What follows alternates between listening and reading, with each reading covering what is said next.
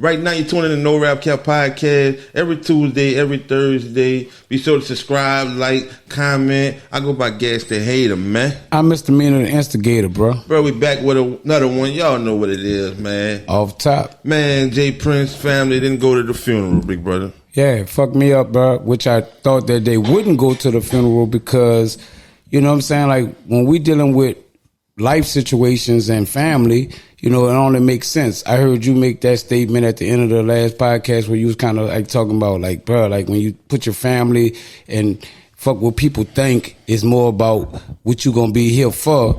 You know what I'm saying? It only made sense that I wouldn't go. You know what I'm saying? So like there was a part of me that was more leaning toward a nigga wouldn't go besides a nigga going. Like, right. You know what I'm saying? Facts. And then nigga denied, J Prince reached out and they denied the offer because he wanted to pay for the funeral. I guess, like you said, I guess the nigga took it as, man, I won't have shit to do with y'all. Fuck your money, fuck everything. Right. Why would I accept something from you when the shit's still fishy? It's still in the air that, you know, like nothing happened to the man that actually that's word out that committed the crime. And that dude is amongst y'all, like, you know what I'm saying? Nothing happened to him. He didn't get turned in. He didn't go to jail. You know, he didn't get killed. Like, that was a false rumor. So at the end of the day, like, fuck, you know what I'm saying? Like, you know, I ain't got nothing to do with y'all. Like, you know, at the end of the day, it's still up in the air right now. Like, right now, we don't know really what's what. You know what I'm saying? Quavo might know more than anybody. And I'm quite sure Quavo know, man, that shit went sideways to the level of my fucking nephew shouldn't have been shot, like, at all. Cause you think they call the police? Do you think that Quavo told the police? Fuck no. Because I think if Quavo would have told the police, that would have been an automatic arrest. You know, that's how it should have went. If Quavo would have spoke on it to a level of saying, I know the dude who actually killed my nephew. Like that's directly like to go pick up somebody, you know, to the degree of like this who you know you the main suspect of what everybody talking about. Like he should have been picked up, but now I don't think Quavo. Seeing the footage is more direct than a motherfucker saying it. I mean, no, seeing the footage is what you seen, but like I say, even with a person saying it as well, should have been made it more, you know. Made it more like we got to go get him because we got a witness. We got people that stated besides even that we seen what we seen or what we thought we seen, you know, because all that shit could be manipulated. So it's to a degree where, like, according to what the statement that we got coming from this person, that we got to take this person in, like, for that side of it. So with that not happening, you know what I'm saying? Like I said, I just feel like dude, like a certain kind of dude. I don't know them dudes personally, so I don't know really what code they live by. But if you're in a nigga from the street, you feel like it's an eye for an eye. You know what I'm saying? Like, meaning you took one of mine. Yeah, you took one of mine. I got to take one of yours, bro. Fact. You know what I'm saying? So somebody, you know, like, it ain't no talking after that. Like, man, y'all took my people, and then y'all took him, and he was like a nigga that ain't had nothing to say. But a nigga mama and shit, like, they killed him bad because he was a humble dude. Yeah. But a nigga mama and shit, that's Quavo's sister. They citizens, dog. So they don't be living under no code that you think that your brother live under and all this shit. They want justice for their fucking son. Right. You know what I'm saying? So, that cold shit and that street shit go out the window when the shit at your front door, man. I think they told him. But you got to think about it like this. A dude could talk to his sister and be like, listen, look, sis, I know what happened. Don't worry about it. I swear to God, we're going to get this handled. Like when like I said, when somebody took somebody that you love, you don't really going to jail like he's still alive. I won't take a nigga life the same way he took my people life. You know what I'm saying? So, you know, like I said, he might be in motion to get that done a certain kind of way, and it's just a matter of time before that happen. Like, you know what I'm saying? Because of how high profile the case is, nigga got to move wisely or a smart way. That's facts. Facts. To keep it G, though, jail is more torture than getting killed. I mean, it might feel that way to the person that's in jail, but it ain't that way to the person that won't a nigga dead the same way, you know, my people dead. Like, my people ain't here. I want your people to grieve the same way my people grieve. See, the difference in jail that your people get to still talk to you, still come to visit you, you know, or whatever. They still get to have a little certain kind of life with you that I would never have with my people at all. So at the end of the day, man, I want you to feel the same way I felt when we took a loss, the way we took a loss. I want your people to feel the same way we felt when we lost our loved one. You know what I'm saying? Right. I think they told them, and it'll be a red flag while we trying to get something together and come up with the RICO and and get everybody. Right. Like if we come strike right here, we gonna get other people that we want to get a heads up and a red flag, and they gonna slide on us, and we ain't gonna better get them. But that's what I think. That's what they doing out the gate. You know what I'm saying? Because if a nigga know, if this was an intentional move on somebody, that was already set up, like, directly. We're gonna make sure you good. Like, you know what I'm saying? Just like the false rumor came out about dude being dead. That was only like to bring in the air, like, oh, they took care of that, you know. Then dudes start tweeting to a level of being like, bitch, I'm still out here, like, you know what I'm saying? So, you know, that dated that rumor. So, you know, it's like now y'all hovering them, y'all taking care of them, y'all covering for them, y'all hiding them, or whatever may be to the degree. So that's what made a problem with Jay Prince trying to pay for the funeral, bro. We don't want nothing from you. We don't want no money. We don't want nothing from you, because at the end of the day, bro, like, you are making sure that the dude that did that, he's still good. Ain't nothing happening. He didn't get turned into jail. He didn't get killed. At the end of the day, it's, you know, it seems like what people feel like it is. Like, you know, something fishy in that y'all had it out for my people directly. And it ain't logic for you to fuck over me, and I don't fuck with you, but me and your daddy, we cool. That ain't how the street shit go. Nigga not about to be not cool with you and be cool with your daddy because you killed one of my people. Right. But the only way it could be like that to a degree is if it's like the daddy, like, totally ain't with that shit. No, it gotta be like that. That's why a nigga denied the money. I don't want to have nothing to do with y'all, like you said. Yeah. Like, I'm not about to be cool with you when I know your son played part of my nephew. Right. And my sister can't look at you knowing that your son killed my son. Right.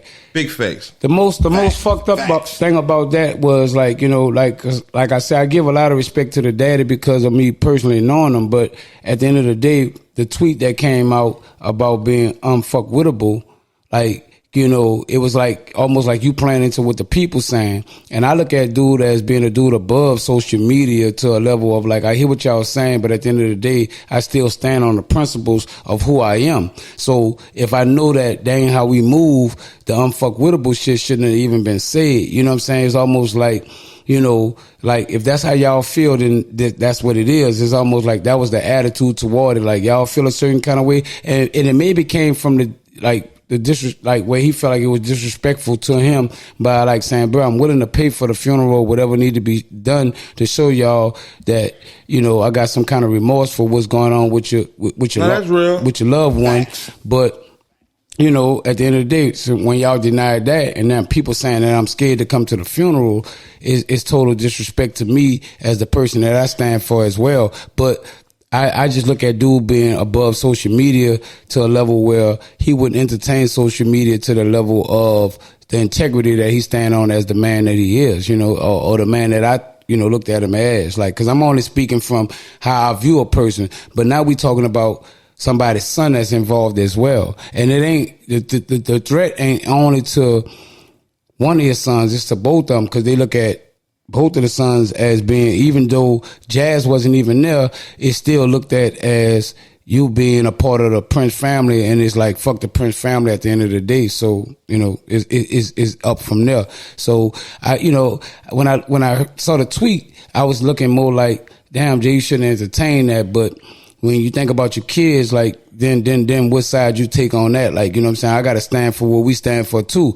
Yeah, y'all talking about we scared, but listen, I feel like we unfuckwittable, like, at the end of the day. So nigga, I ain't scared of nothing, and you ain't put no fear in me to the degree, and I got to make that known as what I stand for as the Prince family. But I just, like I said, I just look at dude as a dude being above social media, and fuck what y'all think. It's more about. I don't think you should have said that neither, because being feared don't stop you from getting killed.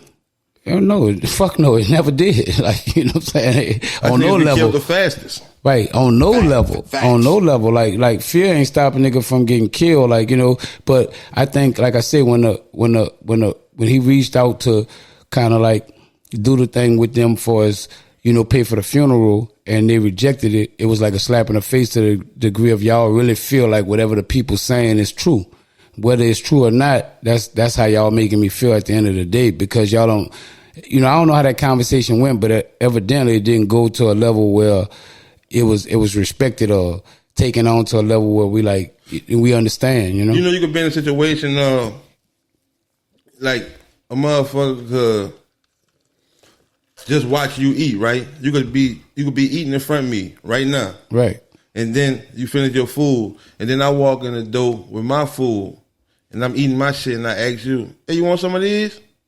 I know for a fact you're gonna say no because you just finished eating. Right. But I want to make it seem like I wanted to offer you, but at the same time, I'm hungry as a motherfucker. Now I know you're gonna say no, but I know you're not about to eat none of my shit because you just ate, and I really don't want to give you nothing. But I just had to do that.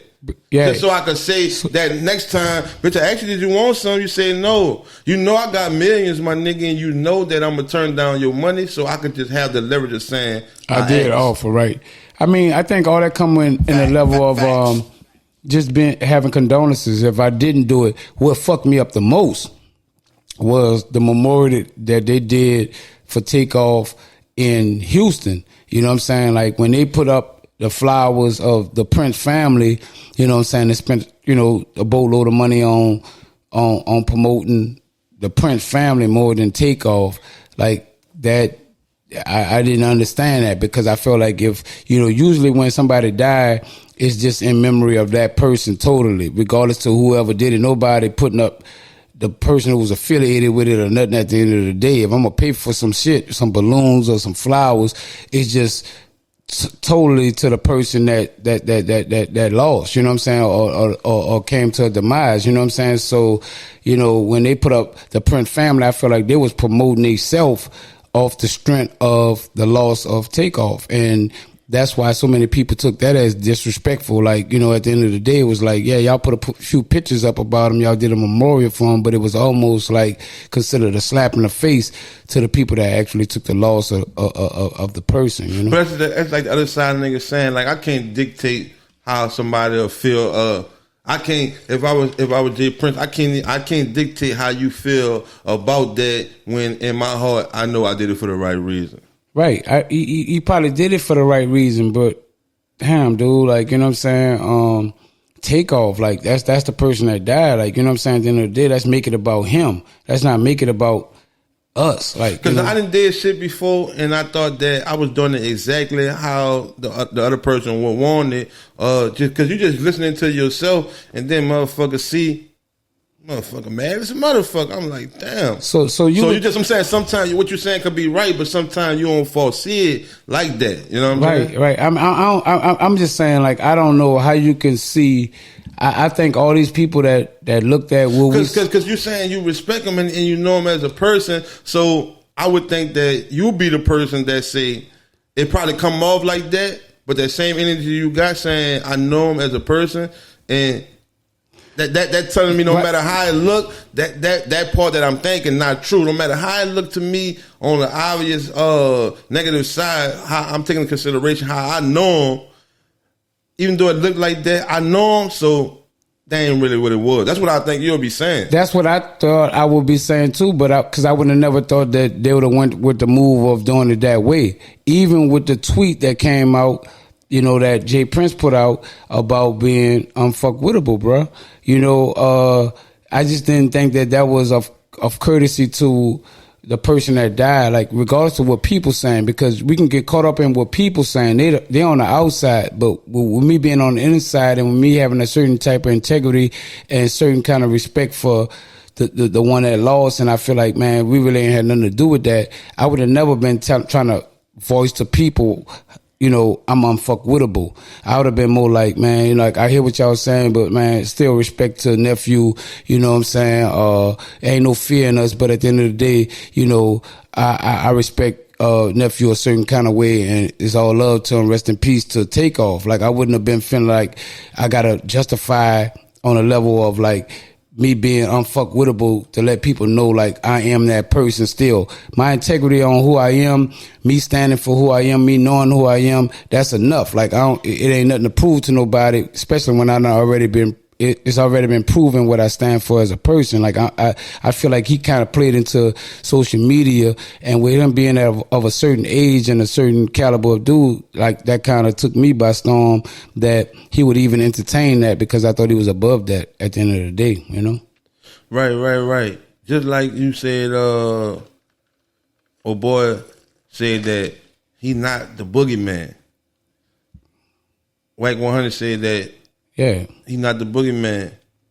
I don't know him personally. I never heard no stories about him.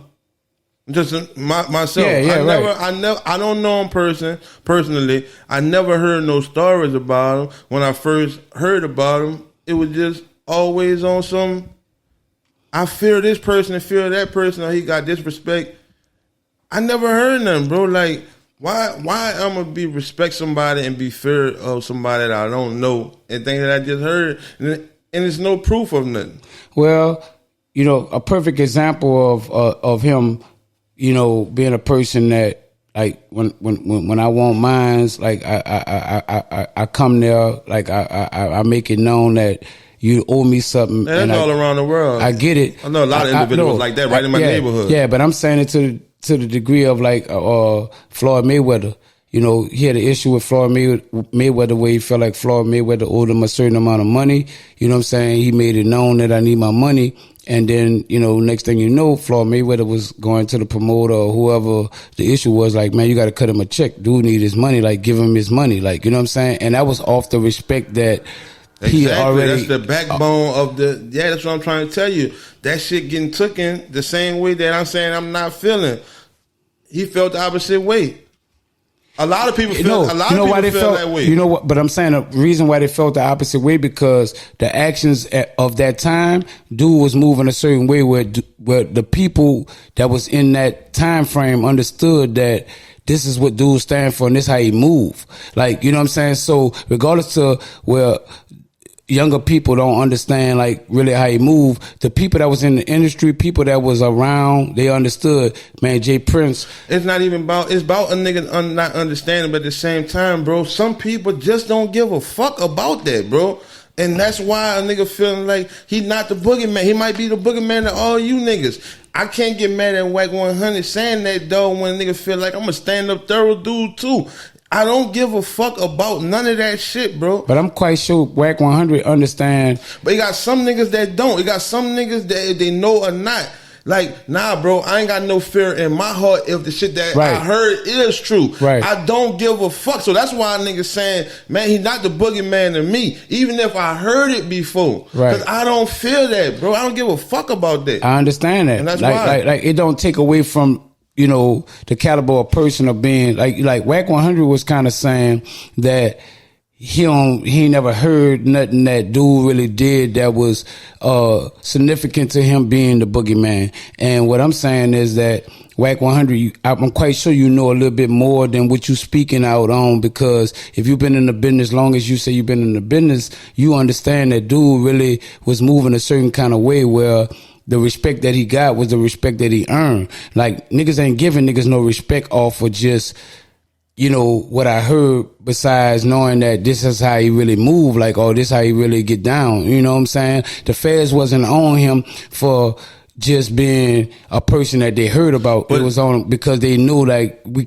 can't catch him right, but at the end of the day, we know that this motherfucker really, you know, making moves. Like, I done seen the fucking audience spread for this dude come in. I done seen this dude say, I'm not taking away from that. You still missing the point. I'm saying all that still landing on the backbone of what you heard. No, it's some of these things that I seen. I'm talking about the people that spraying this shit. That's off the backbone of some of the shit that heard. you heard. Right. That's the same thing of the shit that you heard. Right. They might have heard it, but it still don't. The masses have heard it. It don't deny that he didn't do it. Like, you know what I'm saying? Like, no, that's never what a nigga saying. I said, even if I know you did it. And I understand that side of it. I understand that, but I'm just saying the way that when me listening to what Wack 100 was saying, it was almost like he was trying to like put to the public, like we got to still understand that we talking to the public. So with him talking to the public, he was trying to make them like, what he ever did, like, and I'm looking like, Wack, you kind of know, like, with you being in the business, you know, even if you don't fear, you know, dudes still like made moves. And they got other dudes that on the internet that had they certain run-ins with the daddy, other son that they feel like that. Nah, bro, that ain't it. The niggas shouldn't be respected like that. I heard one nigga saying, "Oh boy was with him and he went to tucking his chain," and told him, "Man, no, you with me. You in Cali. You ain't gotta tuck your chain." So that's a nigga who wouldn't look at them niggas the same way too. And believe it or not, bro, I wouldn't listen. This the realest shit. Niggas run the area. I don't give a fuck where you at, where you from. Every big dog is a little dog to somebody. Believe that. Even if you see it or not. Right. Somebody don't give a fuck, right? No, not even that. What I'm saying is every big dog that you see, they're a little dog to somebody. You know what I'm saying? Right. It's just that you never see it. Right. You know what I'm saying? Right. So you feel like they don't have nobody at the top? Fuck no. It always another big dog. I don't know too many niggas just at the top with no big dog. It's still somebody that you look up to. That you a little dog to them. Right. I don't know. I think that there's a ceiling to a level of like I'm unfuckwittable, like how he said it. Like I feel like they got some people that really feel like niggas ain't fucking with me like that, bro. Because I take on anybody anywhere. You know, there's an attitude that it's always a bigger and badder person, bro. That shit'll get you flipped. I know that firsthand, dog. That shit'll get you fucking flipped. I know bunch of niggas that was head busters. You know where they at? 6 feet fucking deep. Right. I mean, it might be dead, but I'm quite sure they got some people that seen it the same way, exact same way. And dog, especially when you lose a family, man, you could have killed 25 niggas in front of me. You killed my family, man, you a bitch ass nigga. That's all out the door. That's out the door. Yeah, that shit don't matter. Nigga, we coming. For a person that got that kind of vengeance, like you know that you open to that. But that, you know, but with you being a certain kind of person, knowing that that's open to that, you gonna move a certain kind of way to make sure that, you know, you protected a cover. I don't think dude lasted this long. I'm talking about the scene. That's fear too. No matter if you look at it like I'm being smart. No, listen. If you in these motherfucking streets and this shit's scary. If you in these streets and you ain't scared of nothing and you don't know that this shit's spooky out here, every time you turn your fucking head, you ain't been in the streets long enough. Right. Because you understand that it can happen to you from it can happen to you from anybody, like, you know, but that's just cautious moves. It's to a level of like, I know if I get caught slipping, I'm bound to get got. So that's all that's about. But being cautious and fear is real similar too. Also, because you being cautious because you don't want something to happen. So that's still part of that shit go hand in hand with fear.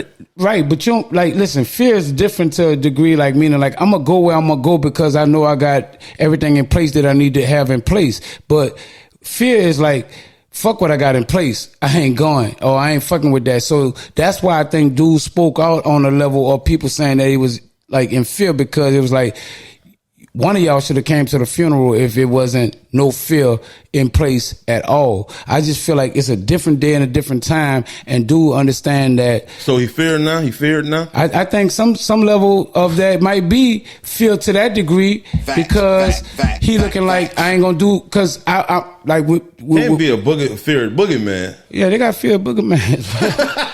They got fear boogeyman when they know they out their league to a level of like. Nigga watch the podcast, man. He said all this shit about Jay Prince. I know personally he ain't, and then to come back around and say, oh, he feared. Yeah, man, listen, I'm saying nigga might feel like what can happen because I'm outnumbered, bro. Like I ain't gonna be no dummy to a degree of just going into alliance then knowing that like I created this certain kind of hate, or people got a certain kind of hate for me that make anybody can possibly touch me. Anybody, like, you know what I'm saying? Like, when I move into a level where I feel like, you know I'm good to be able to move. That's just a small move on a level. I'm not scared of no nigga, but at the end of the day, I'm not going to jump in the fucking lines then when I know I ain't got what I need to take care of, what I need to take care of, bro. Walk by faith, my nigga. What kind of faith that is? My faith telling me don't make that move at the time, because you gotta go off your gut feeling of what you know is right for you and what's not right for you. And I ain't gotta feel nobody, but I can know, like,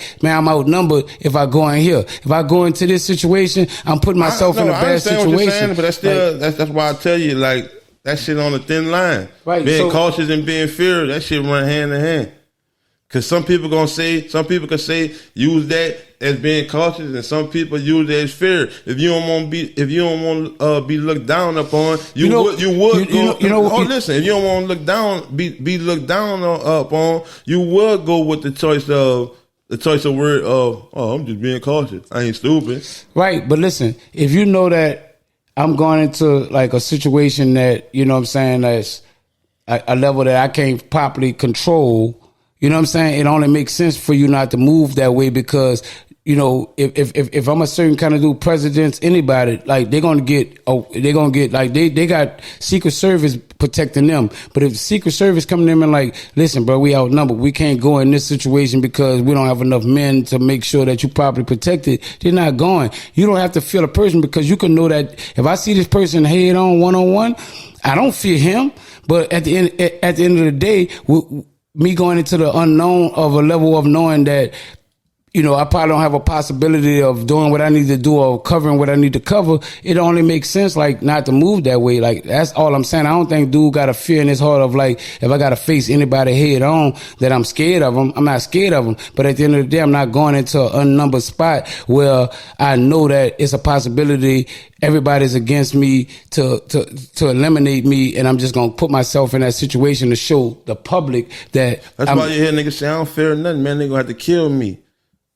Yeah, they say that, but talk to them same people about putting themselves in a situation. Nah, they got killed because they didn't fear. They went. I hear you.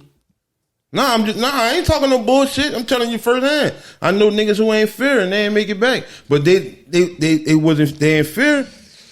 They went. Right. Niggas should have went to the funeral. Fuck that. Niggas should have went to the funeral. Yeah, I hear that. Went to a selective service and all that security type shit. I thought that they should have went with that kind of protection too, but for whatever reason, I'm quite sure that they feel like. But by a nigga turning the money down to that nigga, no. Nigga. It's open to anything. Nigga, we don't want nothing to do with you. Right. So I ain't going to come in there, because it could have been. I don't even want your money, so you know that alone coming. It don't have to be about fear. It could be about disrespect. What you, like, giving me. When we have the conversation of what I want to do for you, and you deny that make me feel like y'all don't have no respect for what I'm trying to do. So evidently y'all feel a certain kind of way. So out of respect, it could have been out of respect that I ain't gonna come because y'all don't want me there. It ain't about fear. You know what I'm saying? So sometimes I think that we can mix up the fear side of the respect side of it. Like, the whole level of it's like, they don't really want us there, but we ain't gonna go there. Like, we extended our hand to show them that it ain't what they thought it was, and we was willing to come and willing to do this or whatever. But at the end of the day, they don't want us there, so we ain't gonna go. That's what I was saying earlier about if you just show up. If you just show up, it could be totally disrespectful. Just showing up. But as days and days passed, bro, I would have thought that somebody would have been arrested. I'm really starting to think, as days and days pass, this shit just getting swept under the rug. Listen, bro, I don't think people understand this side of it too. I don't know if y'all looked at the inauguration of President Bush. The inauguration of President Bush, both times that he was elected, Jay Prince was on stage with him. The only black man on the stage, the only man behind him, the whole nine. Like I said, I rode with these guys before, and I saw them run red lights to a degree where they cut off traffic like they're the police. So that let me know that these dudes are a little above the law, like, to some degree, like, so the law is like maybe in his pocket to a level where, what we expect to happen ain't gonna happen because he a little above that. Like, that side of it. Now the federal people come in and they can probably override the what they call it, HPD. They probably can override them and they can do what they do. Seen dude move a certain kind of way where he was a little above the local law to a level where they wasn't, you know, like they were stopping traffic the way like police would do it. You know what I'm saying? These was regular street niggas, convicted felons, the whole nine, doing patrol with him. I went to church with the dude a few times, so I saw him move a certain kind of way where he don't stop at a red light, they keep it moving. So that right there let me know, like, man, that nigga got HPD in his pocket. But I know that there's a bigger level where it come with federal people, and federal people got to take time to kind of like investigate, get everything they need. They're trying to get information from the HPD to give them the information that they need to kind of come in with the move that they need to come in on. So if that information is not being flooded to them the right way, hey, it might not even be no arrests or things that we think, because if nobody cooperate in the way that the feds need them to cooperate, they don't really have a case. You know, the feds only like really crush down on shit once they feel like they got everything that they probably need. But if they ain't got everything they probably need, they might not have a case. Nigga just gotta wait and let it play out, because nobody ain't get interrogated, nobody ain't go down to the detective bureau and get questioning. I just don't understand that part. The only thing that I understand is the shit that you saying, that the motherfuckers need to wait a little while and get cause bro, somebody supposed to be going to the detective bureau and get talked to. It was too many people in there, bro, on camera footage, people on audios on YouTube. It's too much information for somebody not to take a trip to the bureau. And when somebody take a trip to the bureau, especially girls, it'll all come out. But when you got money, bro, you got when you got money in a certain, and you set it to a certain level, like we talking about fear again. So if a person get fear to a level like, boy, like, who is such and such, who is girl, which girl that was, man, talk to them, let them know, like, you know what I'm saying, or whatever. Everybody becomes silent to the level of I don't know why you just sit here all the time and just think everybody's scared of certain people, bro. That's not logic, bro. It don't matter what a nigga did, bro. Everybody not scared of somebody, dog. I don't think. Listen, I think you're taking me wrong on that. I don't think everybody's scared of everybody, but I'm thinking if you're in my jurisdiction, my area, or whatever, what's going on. I wouldn't give a fuck if you standing next door. If I'm not scared of you, I'm not scared of you. It's not about being scared of you, but sometimes people deal with payoffs, bro. Like money talk, bullshit walk. So if I'm blessing you with some money that like you coming up confessing to something don't make sense to you confessing if it ain't gonna breed no benefit to you. So if somebody giving you something that's beneficial to you, you like silent. I don't know what happened. Everybody gets silent to a level is past the code. It's to the level of like how you grease my pocket, to a level of making like what I was gonna say I don't have to say no more. It's part of business. It's been going around for years and years and years and years, and ain't nothing new. Like people find out who could be the witness. If I don't kill a witness, I'm gonna make sure the witness is taken care of to a level where they automatically gonna go on silence or they don't remember nothing, because like I greased their pocket, and that's something they wouldn't have got if I wasn't the one that would have presented to them. The Fed's not gonna give them no money to speak or talk or give me your confession. There ain't no money coming from there. So some of these people looking at what's going to be beneficial to their family and their household. So if it's going to be money, fucking right. I ain't got nothing to say. So if you got that kind of power, that kind of thing, it ain't about I'm scared of them. It's about how beneficial it was for me to make me become silent, besides what we look at as fear. But they had people in there from Atlanta too, brother. That you can't silence. Right, but they probably spoke, but they probably didn't have enough information. Like you say, when we talked about it last time, it was like some girls from here, you know, talked to them. We don't know where the girl's from, but evidently, you know, we don't hear nothing happening. We don't hear no arrest being made. So to some degree, only thing I can see a nigga fucking waiting, dog. They got enough fucking evidence. Cameras, motherfucking eyewitness, the dude, Migo bands. He was there. He the one that was like they security. Like, I just think it's taking time, bro. It's only word against word, bro, because, you know, you can have somebody saying one thing, you can have another person saying another thing. We just don't have, trust me, we just don't have the footage from every angle as social media have. I mean, as the bowling alley have.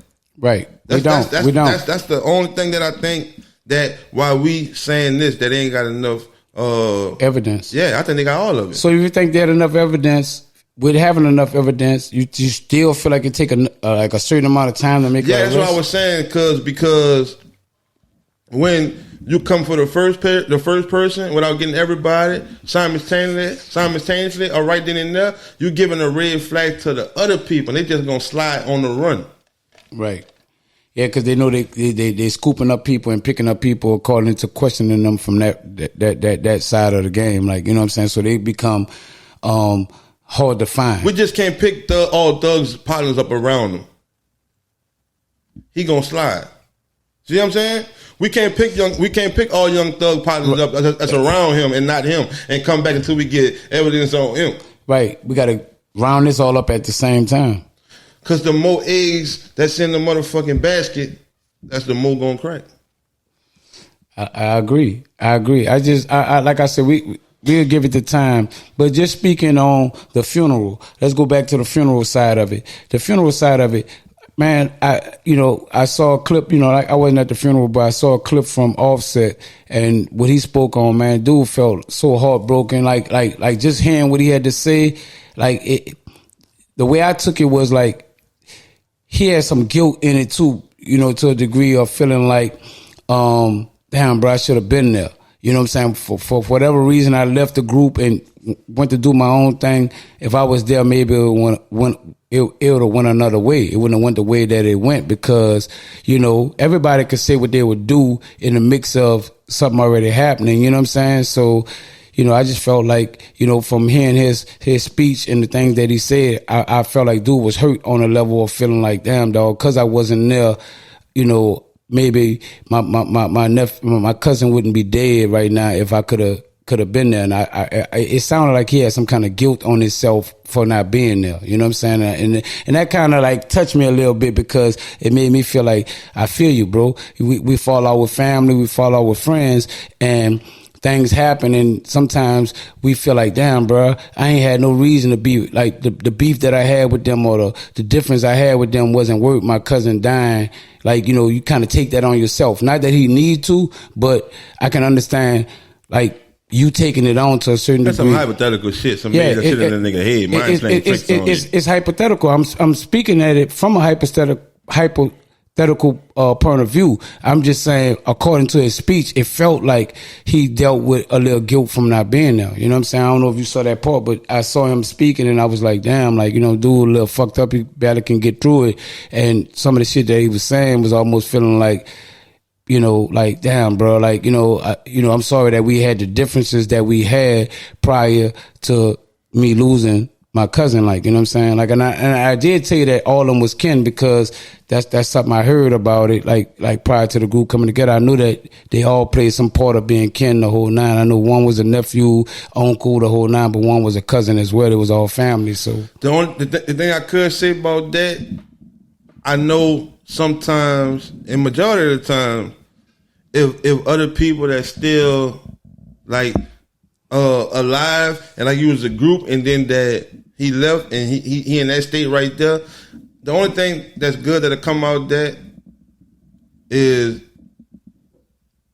Quavo and Offset will get back together on the strength of this dick. That'll be beautiful, and I think that'll be a great move. And I think, tragedies sometimes bring family together. Sometimes it bring them apart, because people lay blame on people. But if we get past the blame, like, I think that they probably would come back together for the strength of the Migos and kind of do something in a memory of Takeoff, bro. And I think that'll be great for the fans, the whole nine, for them to come together to amend the issues that they had prior to the demise of Takeoff. Like, I think that'll be great for hip hop overall. Like, you know what I'm saying? So I look forward to that, and I think that we might even see something like that, like in the future, in time to come. The only thing that I think was obvious about the whole shit, that people knew that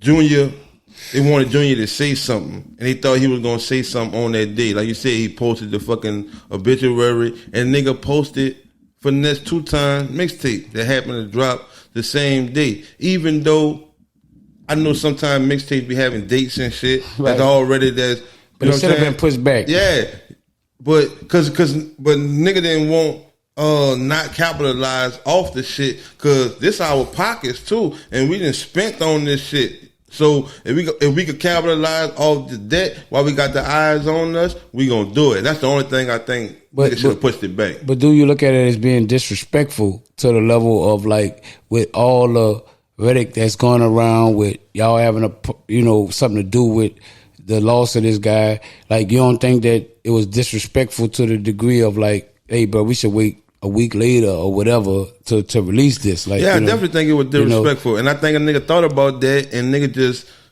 getting our money back, and since the eyes on us, shit, this more beneficial. Yeah, but you know what I'm saying? Everything ain't about money, bro. Some things is about the respect level of who you are as a person and the integrity that you stand on as a person. So if, that all that was a red flag for me at the end of the day, to being like, damn, dude, like, come on, bro, show some kind of remorse toward the loss of a dude that was on your clock, like, and around your time, like, you know what I'm saying? So, like I said, rest in peace to Takeoff, bro. Like, this probably be, I ain't really got, I want to let dude rest, you know what I'm saying? Like, when I had his funeral, they done put him in the ground or the wall or whatever they had to do. So, I'm kind of done with it, you know what I'm saying? Like I said, unless something come up to a situation where it relates to the loss of him. But besides that, I'm done with, speaking on. Hey, on just dude. if you in the streets, bro, you gotta move low, dog. It's to the point to where you can't even show niggas that you have money. You just gotta know it's in your account, because you're going to get told on, you're going to try to get robbed, you're going to try to get set up, you're going to get ratted on. And if you think different, you'll be in the holding tank when you're like, damn, man, homie played me like this. So the solution is sometimes, bro, you can't even, it's hard to do that. Dog, I done worked all my life, my ass off to yield this return or to get these benefits from working my ass off, and I can't even show it. But to keep your life, that's the way you got to go, bro. I don't know. I think that we can enjoy the life that we expect to have, but we just got to put ourselves in a different realm of people, bro. Like, you know what I'm saying? We can't go back and do it for the hood and do it for, the lower level people, because that only breed envy and breed jealousy to a level where a motherfucker feel like you showing off from, or you repping on them, or you trying to make them feel like they ain't accomplished nothing. You know what I'm saying? I think sometimes when people look at you, they look at what they not, and when you come back in their face, it's almost like you smushing it all in my face that I ain't shit. You know what I'm saying? And that brings on the problem of trying to cut you out the game at the end of the day. I think that we can enjoy those luxuries and things that we have, but we got to just be around the people that shit don't mean nothing to as well, because they got it as well. You go around people that got... And then it don't do nothing for you then, bro. It should do it for you automatically. No, that's what I'm saying. Niggas don't get it for it to do something to the people that's on your level or above. It's a trophy, dog. Niggas get it for all different type of reasons. Some people get it to motivate the people up under them, and then they become stake to them people. Some people choose to go to work. Some people choose to hustle. Some people choose to rob. Right. You don't have to be doing it for no reason, and them lurkers still will find you if you run across their path. Right. And they'll come and get it. Right. And to me, that means that we somewhat in an environment of those people to kind of like attack or lurk or whatever may be the case. For some reason, I hear what you're saying, but it's like we got to be around those type of people for those type of people. No, you don't. That's why you don't hear what I'm saying. You always do that. You understand, and then you come back saying the opposite point as you don't understand. If a motherfucker not in nowhere and go to the gas station, it could happen to him, bro. Don't matter if they're in fucking the best fucking gas station in the world, bro. The right person cross you, bro, and that'll happen. That's what I'm saying. You'll be living a strict life, bro. I'm right. And those people that got a certain level of money roll a certain kind of way, meaning they rolling with like I'm not going to every get time their house get broken in, the celebrity, their house get broken in, they're on the news. Yeah, they done broke this. This is like the 10th heist. I don't know how they got in this community. You ain't even got to go nowhere, bro. It's to the point to where you can't even enjoy your money, bro. If a nigga break into my environment. I'm just using that. Just using that to let you know, like, you ain't off limit no matter where you go. do those people have heightened security at a level where they live at?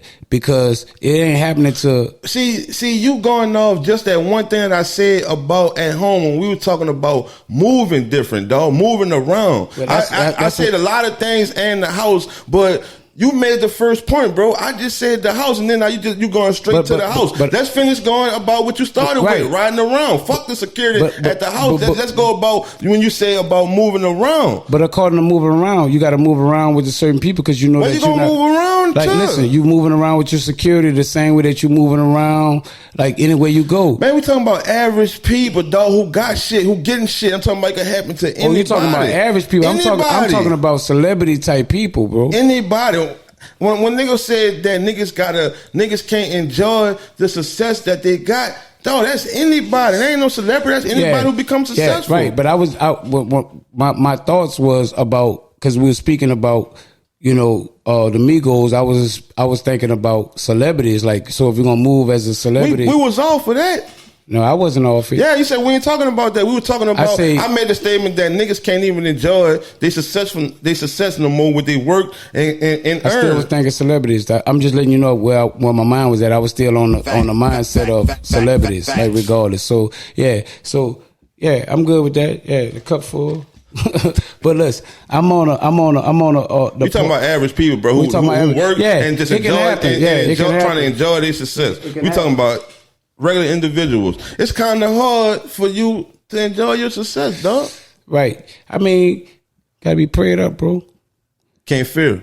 You gotta have God in your life, bro. You gotta have them angels looking out for you when you're not looking out for yourself. Because the lion's dens. Yeah, it's everywhere you go, my nigga. We just need the angels with us, bro. We need to be prayed up. We need to have a certain level with God. We need to have a certain relationship with God to kind of move a certain way. And we're gonna get that deal, and you moving to Hollywood. Who, me? I might. I just might do that. Like, depending on the deal. I just might do that. Like it's a place I wanted to be. It's a place I wanted to be. Take you, my nigga. Boy, you a motherfucker, boy. You're not supposed to. Boy, you a motherfucker, dog. You're not supposed to me. Listen, I'm going in tonight, bro. Listen, I wanted to talk about something that I thought was deep. Where it bring you to, bro? I think people focus on their pleasures, right, versus long time happiness. I think that people work. It is a good transition on what you was talking about. I think people focus more on their pleasures than long time happiness. I think people live for the moment of like the benefit that they get from, what they got immediately. Like people so quick to show it. People so quick to share what they got going on besides like living a life a certain way and getting that long time pleasure out of life. Like, you know what I'm saying? To the level of like, niggas ain't know I really had it like this, but with me, here we go again. Instagram, like, gotta post everything, every move we make, every step that we take. We gotta kind of let people know what we doing. I bought a new car, gotta let people know that. Listen, that's the part of making a vulture feel like, oh yeah, you know what I'm saying? But it don't come with that. Like, you can still have these things without like pushing it in people's face to a degree of like, look what I got.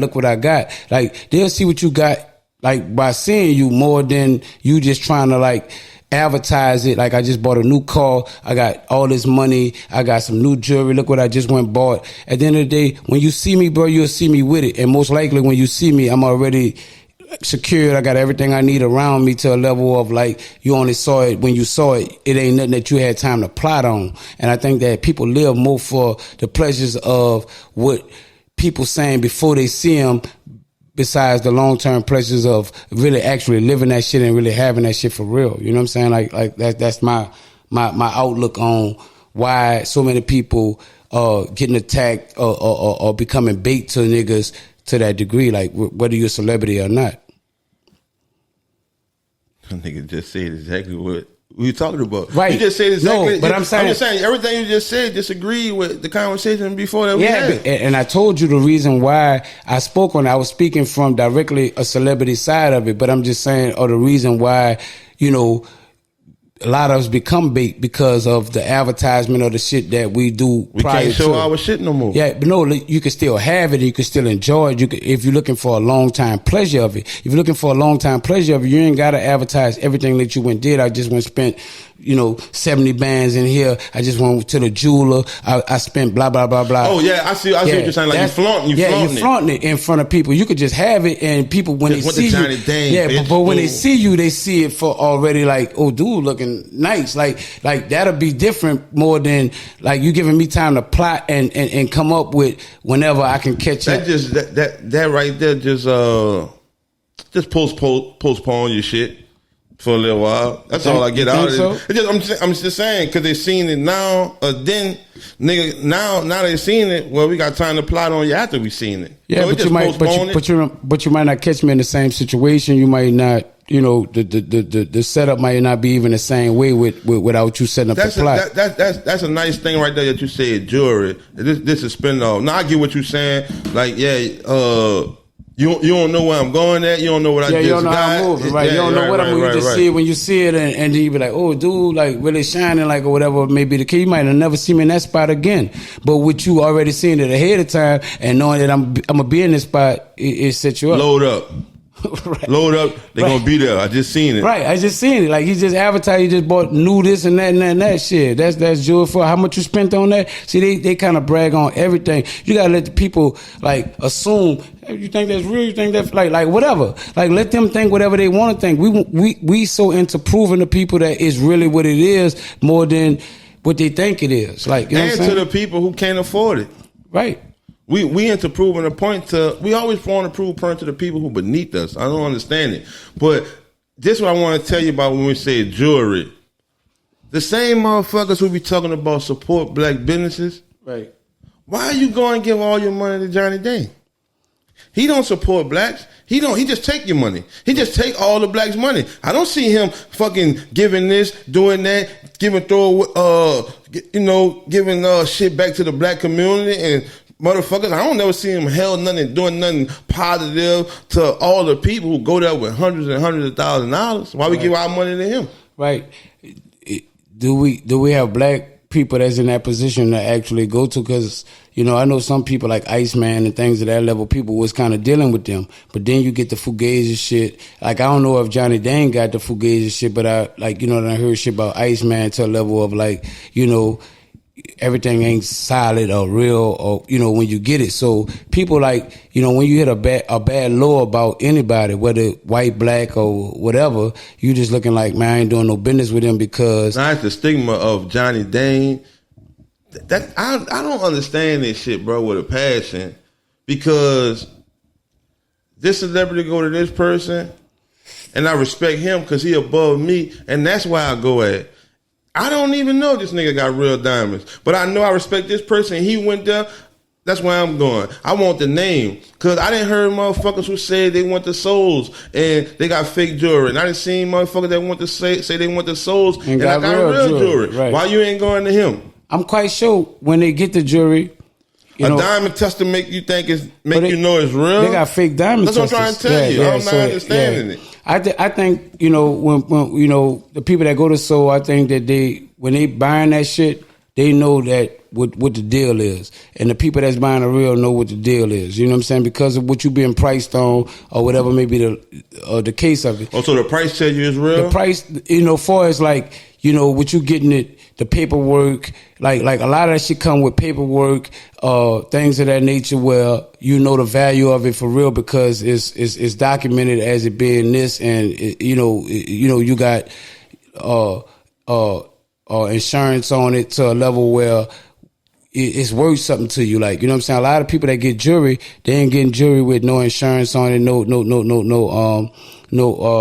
numbers on that bitch to show that this bitch really hold weight the way it's supposed to hold. I think niggas just like get caught up in like, what you gonna send me this piece for? If it look real, they going with it, because at the end of the day, they're just playing the game according to the people that really spent money with them and got the real deal with it. It's a lot of fakery going on in the business, and I think people play into the level of fakery. Like if they got a fucking football player that come by some shit that's really got some real diamonds and some real shit with it, some real paperwork with it. They got some niggas that gonna come right under him and buy it. Like, I ain't worrying about what he bought.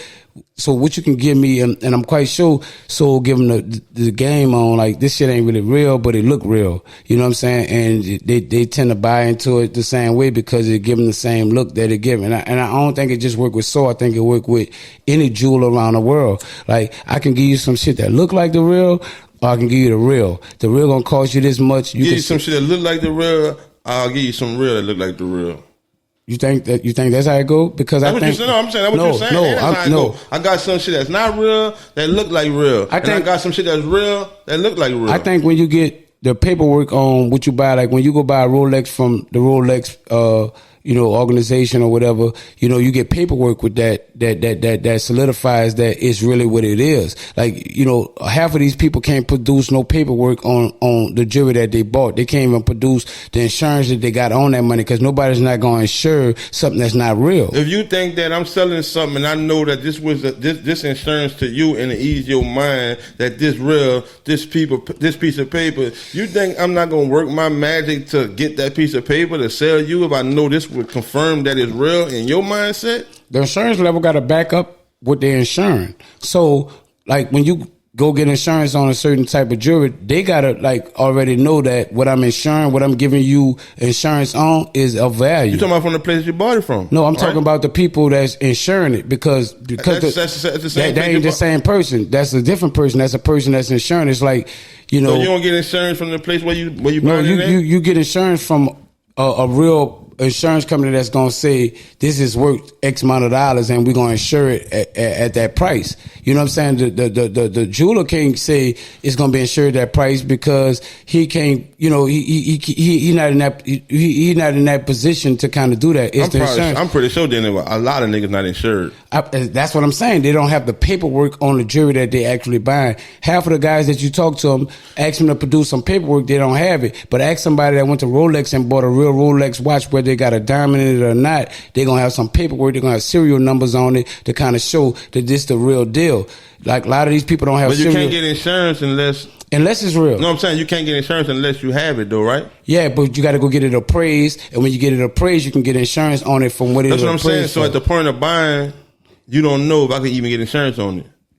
Pretty much not. You know what I'm saying? Like, unless you do the deal with the person, like, listen, bro, before I give you the final purchase on it, I want to make sure that this shit is insured and that I can get insurance on it to the whole degree of what I was getting. I saw Charleston White talking about a piece of jewelry that he got, and he talked about it that it was already appraised higher than what he was about to spend on it. So he got that from an appraisal person that kind of showed him the value of what the jewelry that he was getting, to know that he was buying something of value, that if something was to happen to it, that he can get the money returned on it. And people that buy real jewelry, that's what happened with the preacher guy that say he got jacked out of all the jewelry and everything. Everybody was like, that's an insurance claim, because the only way you can do an insurance claim is if you got insurance on the jewelry that you actually claiming that got stolen. Like, at the end of the day, they say the same thing happened with Kim Kardashian. They knew that they had a certain amount of insurance on the jewelry that she got robbed from. So people was like kind of speculating that, and that's allegedly on all those people, because we don't know, but at the end of the day, that's what the rumors was, that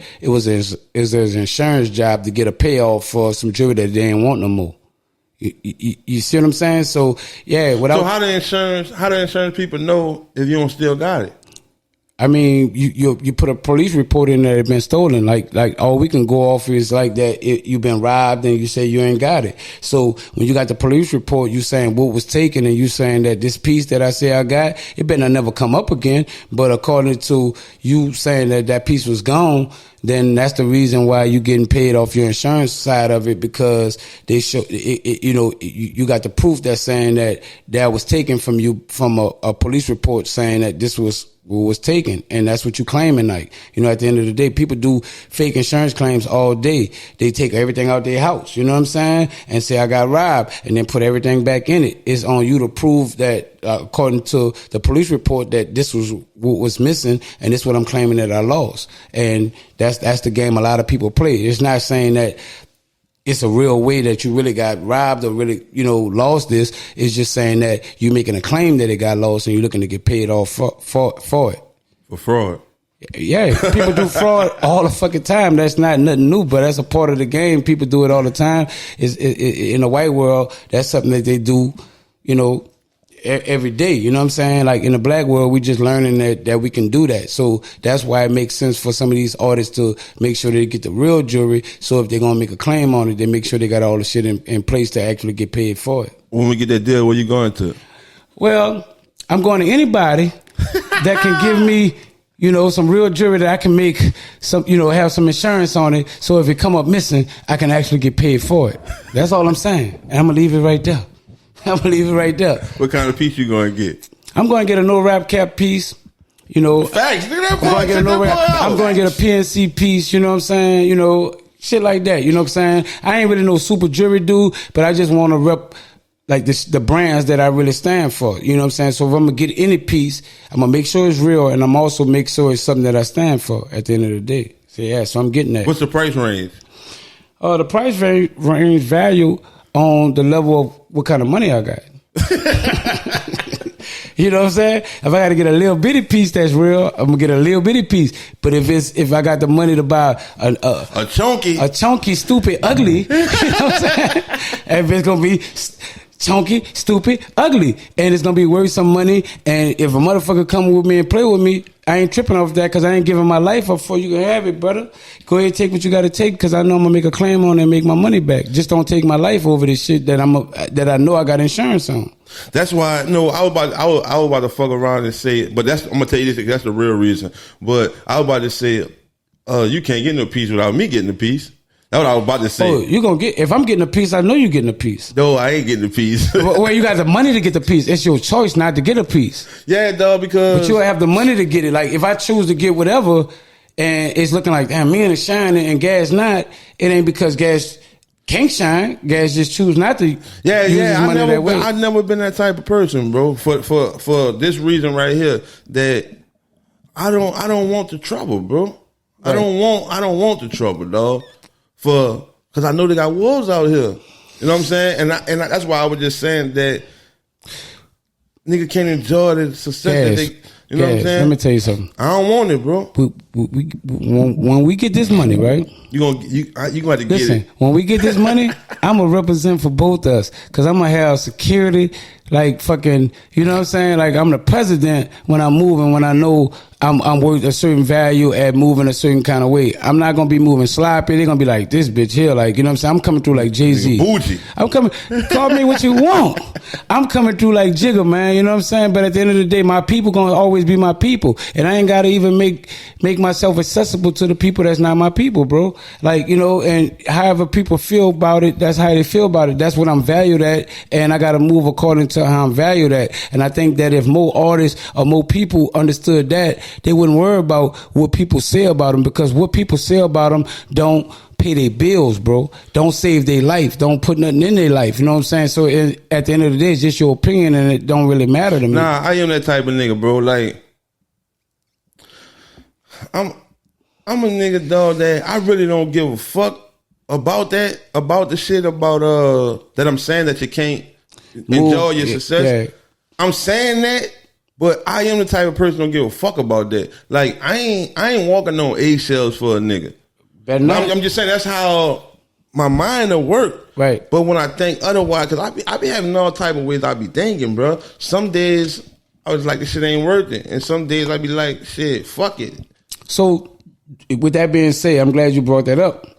Is it wrong for people to switch up how they thinking according to where they at in life? Because some, you know, you might say something on a certain level of life, I'll never do this, but then nigga see you a certain kind of way and then be thinking like, man, nigga, Gas fake as a motherfucker because he said he would never be this kind of nigga, but now he moving this kind of way. Is it wrong for a person to elevate themselves on understanding like what the way they moving and the things that they want out of life? Like should you be stuck in a statement that you said at a certain level besides getting to the level and changing your mind? Is it cool that people could change their mind somewhere in life? Definitely. That's part of, like you said, that's the final word. Shit, nigga, elevate. And I think sometimes you can't even foresee what you're saying until you reach that level. I think that's just all what it be. Right. I agree on that at the end of the day, but like I say, No, I'm saying exactly what you're saying. Like you can't foresee what you gonna do when you elevate. So that's why a nigga be saying that. But when you get there, you go back on what you said because you couldn't see that shit until you got to that level. Yeah, no, I'm saying exactly what you said. Like that's cool. Like that's cool to do. You can't fault a nigga for saying one thing. Be fuck. I never spend my money on that. I wouldn't do that. And then when you get to that level, you buying plenty of it because. That shit that was 10,000, it's just like 10 cents. Yeah, it don't mean nothing. Yeah, to I me. get it for sure. Right. So with that being said, I told you I'm in my bag today. Pastor, Bishop. I'm Bishop. All right. I'm Bishop. Wayne be saying. No, I think I'm Pastor and you Bishop. Yeah, I'm Bishop. Right. Bishop Gas, you little bitch. Right. So do you think that fake love is worse than real hate? Because I saw that on some gear. Somebody was selling some gear, and I was like, boy, that's a real statement. Like, you know, that's some shit to think about, and I think it holds some real weight.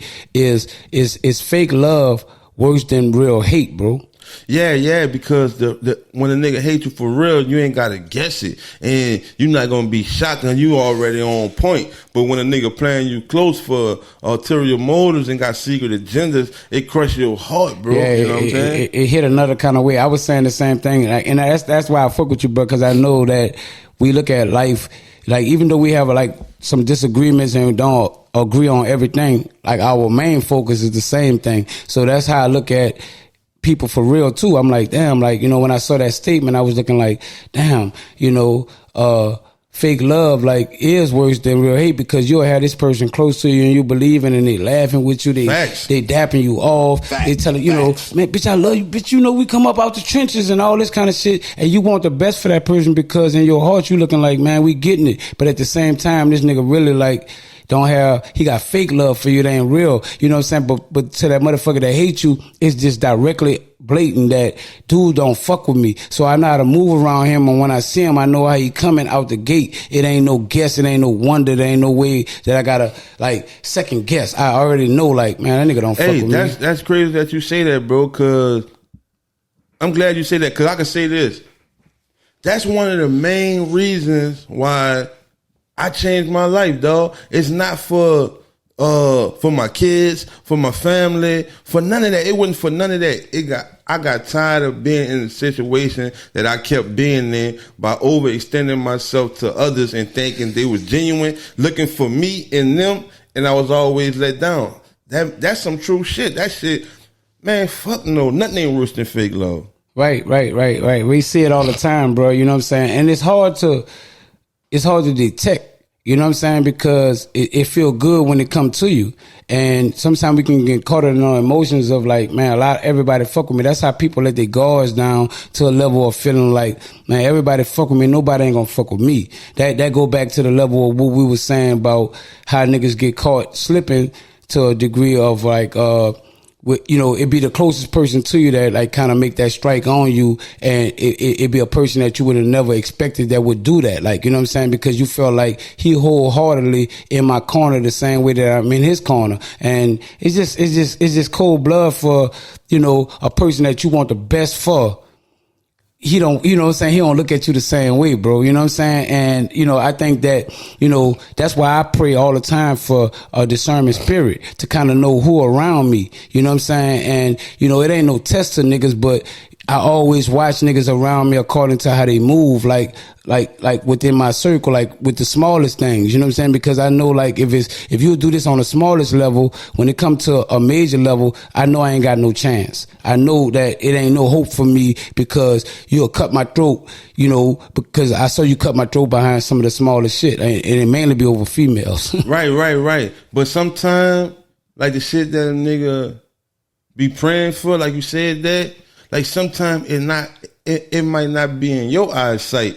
You know what I'm saying? It might be in another person's eyesight. And that's the hardest thing for me to do and for most people. Like you'll have a certain way that you think, and motherfucker gonna always by law listen to themselves. Like every way I feel is right. You know what I'm saying? Right. And then it's hard to take a motherfucker and believe in his eyesight when a motherfucker tell you, oh, MEANA, he ain't right for you. Bro, woo. He like I'm the shit that you've been praying for. It's not coming through you. It's coming through me. I read him for you.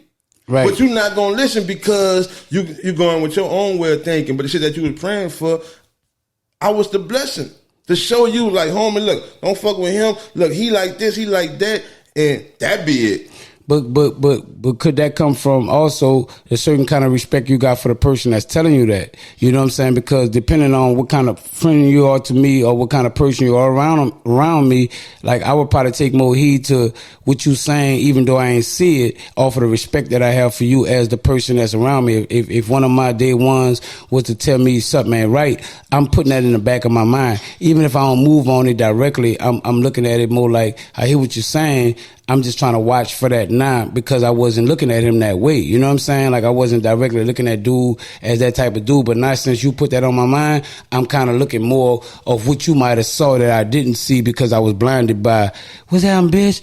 I love you, bitch. Whatever we got to do. I'm here for you. Like all that kind of shit can become an illusion to you and you get caught up in it because that feels good. But if I got, like I say, a day one nigga or a nigga that I know that I ain't directly got a question because it's been proven multiple times, even from the smallest level to whatever level, he've already showed me, man, I'm here for you. Like, you know, and that's the part of being staying grounded to a level where you kind of know, like, the people that's around you and why they're around you to a degree. Usually those people that snake you a certain kind of way is people that you never was looking at.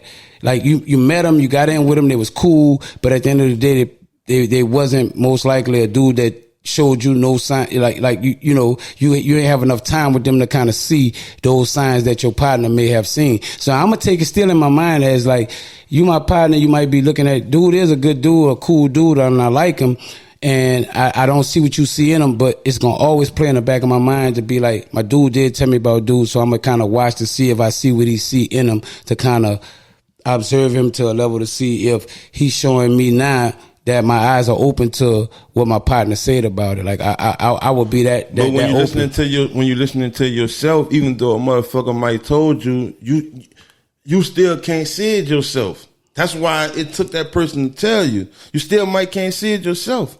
Right. And that's how you saying a nigga is hard to detect. Like, yeah, it's hard to detect, but it might be hard to detect from you, and that's how a nigga get fucked over every time. Because it's hard to detect. It's hard to detect, even if a nigga lay it on you. You know what I'm saying? You still.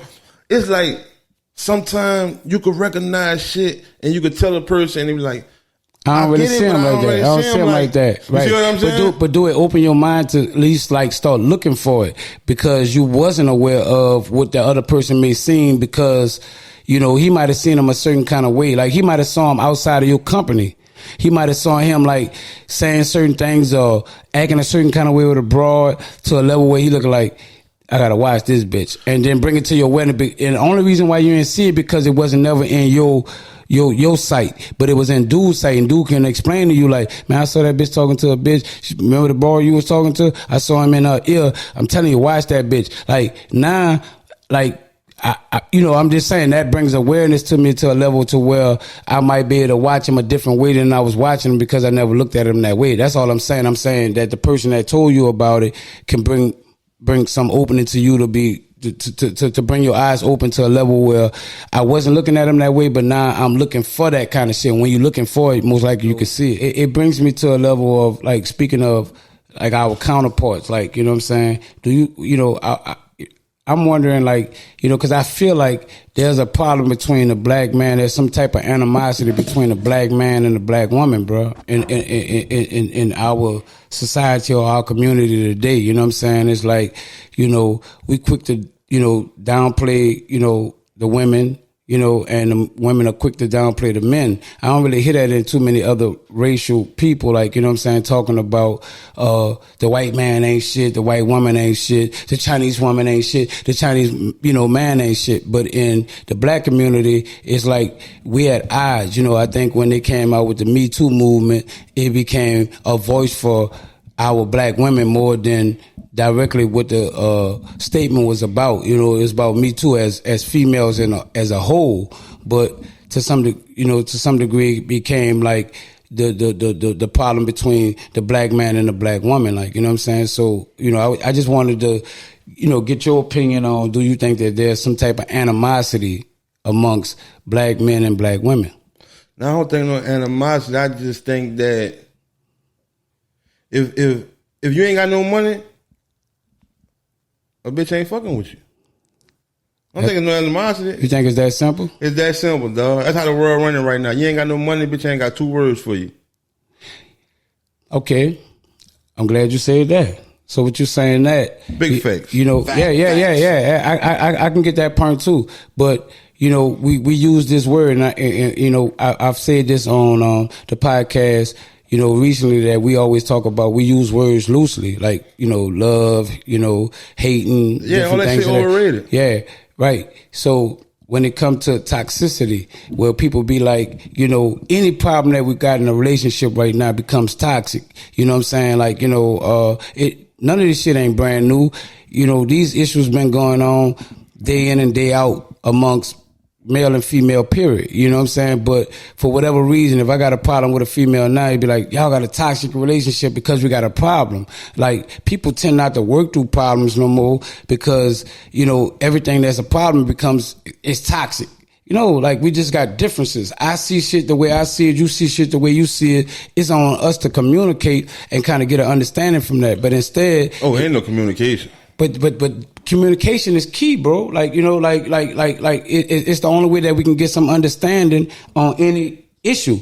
We gotta communicate. That's the problem between the black male and the black male. Communication that would make the shit toxic.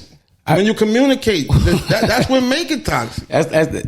Explain. When a bitch asks you, when a female asks you, what I'm doing, or what you like for me to do? What you don't like about me that I could change? Right? If a female asks you that, and you say the shit that not really real because you're trying to spare her feelings. You're not really saying the shit that you want her to do, bro. Because, all right, yeah, babe, I think you need to learn how to cook. I eat it, but that shit don't really be good. You don't taste like my mama. You know what I'm saying? You need to learn how to. You need to learn how to let me lead. Right. You know what I'm saying? Right. Play your role. You don't got to keep calling me, being not trusting me when I say I'm going to the football game with the guys, trying to FaceTime me. You know what I'm saying? Just so you can see my background and all this shit. You do a few other things. That's the only thing I can think right now. Oh, so, bitch, I can't cook? The bitch only heard that. Shit, I'm just saying. I'm just using an example. And then, well, you told me to tell you. You see what I'm saying? Right. You told me to tell you the things that I didn't like. I don't like. You could work on. I told you, and now that's what's happening. So, now the whole house in shambles. That's why I say that. But we're communicating. Yeah, but there's a lot of animosity between the black man and black woman because, like you say, if we can't communicate, that's a big issue because, like I say, I'm quite sure they got some white girls that don't know how to cook that the white man want her to cook, you know, a certain kind of way like his mama. I'm quite sure a fucking Chinese dude got ancient Chinese secret. Why you do that, bro? When we talking about black people communicating, brother. Like, listen, I'm bringing it to that level because my point was there any animosity? Do you think that there's an animosity thing between the black man and the black woman? You said, no, I don't think it's no animosity between it. It's just about money. So then when you bring up the issue of, like, we start talking about communication, and I was like, yeah, I think communication is the main key. You was like, well, that's the biggest problem because when we communicate, this is how it leads to the animosity or the toxicity that makes the black man and black woman can't get along. I just gave an example of communication, and you took the example and changed the example to another race. No, I'm just telling you about. I just gave you an example of why it's toxic, brother. Right. So I was the reason why I was bringing it up because I was trying to say that I'm quite sure that these same issues that we call in toxicity happens in other races as well. Like, meaning, like, there's some level that we gotta find some level of ground, like like to get past the issue, to work together more as a black man and a black woman together, besides it being every issue that we got is just considered toxic because we don't have an agreement on it. You know, the main thing is that because we don't agree on a situation, everybody says if y'all can't agree, then that's a toxic relationship. And I'm like, nah, dude, we just got to find a way to alleviate the problem and find a common ground that we can both walk on. And that's one person settling, not for real.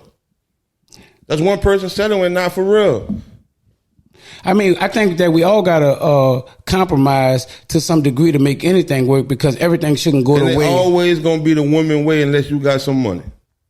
That's how you view that. You have less problems when you got more money. They got some people that's struggling from the bottom that's working it out, bro. Like I wouldn't agree that because this person ain't got no money that's ain't why they working. They got some people that can find a common ground of being like a husband or boyfriend. I know that you're doing everything that you could possibly do. I'm doing everything I could possibly do. I ain't never heard no female say that. Motherfucker, on to the next. There's no rap cap, man. I ain't never heard no fucking female. Billy got 100,000. You got $20, but we can work it out. Why motherfucker going to fuck with? Some people don't feel like they even on a level to fuck with Billy. Like they don't even feel like Billy and them are compatible because, you know. You're compatible to the person who you are.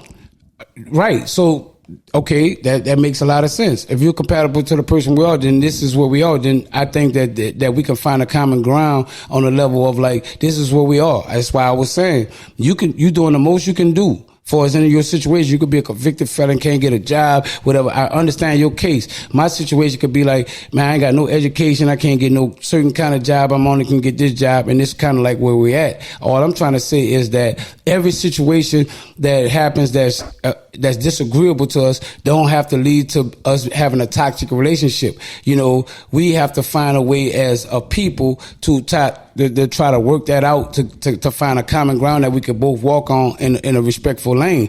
And that's the reason I'm bringing this subject up, because I'm quite sure they got a lot of households, a lot of people that view the podcast, the whole nine, that's going through shit that they cousin, they mama, they brother or whoever may relate whatever differences that they got as being directly toxic. There are toxic relationships, but not every difference makes a relationship toxic. And I think that we use the word real loosely to being like everything is toxic. If I come inside, why you leave the toilet seat? Why you left the toilet seat up? Girl, I'm telling you, that's some toxic shit.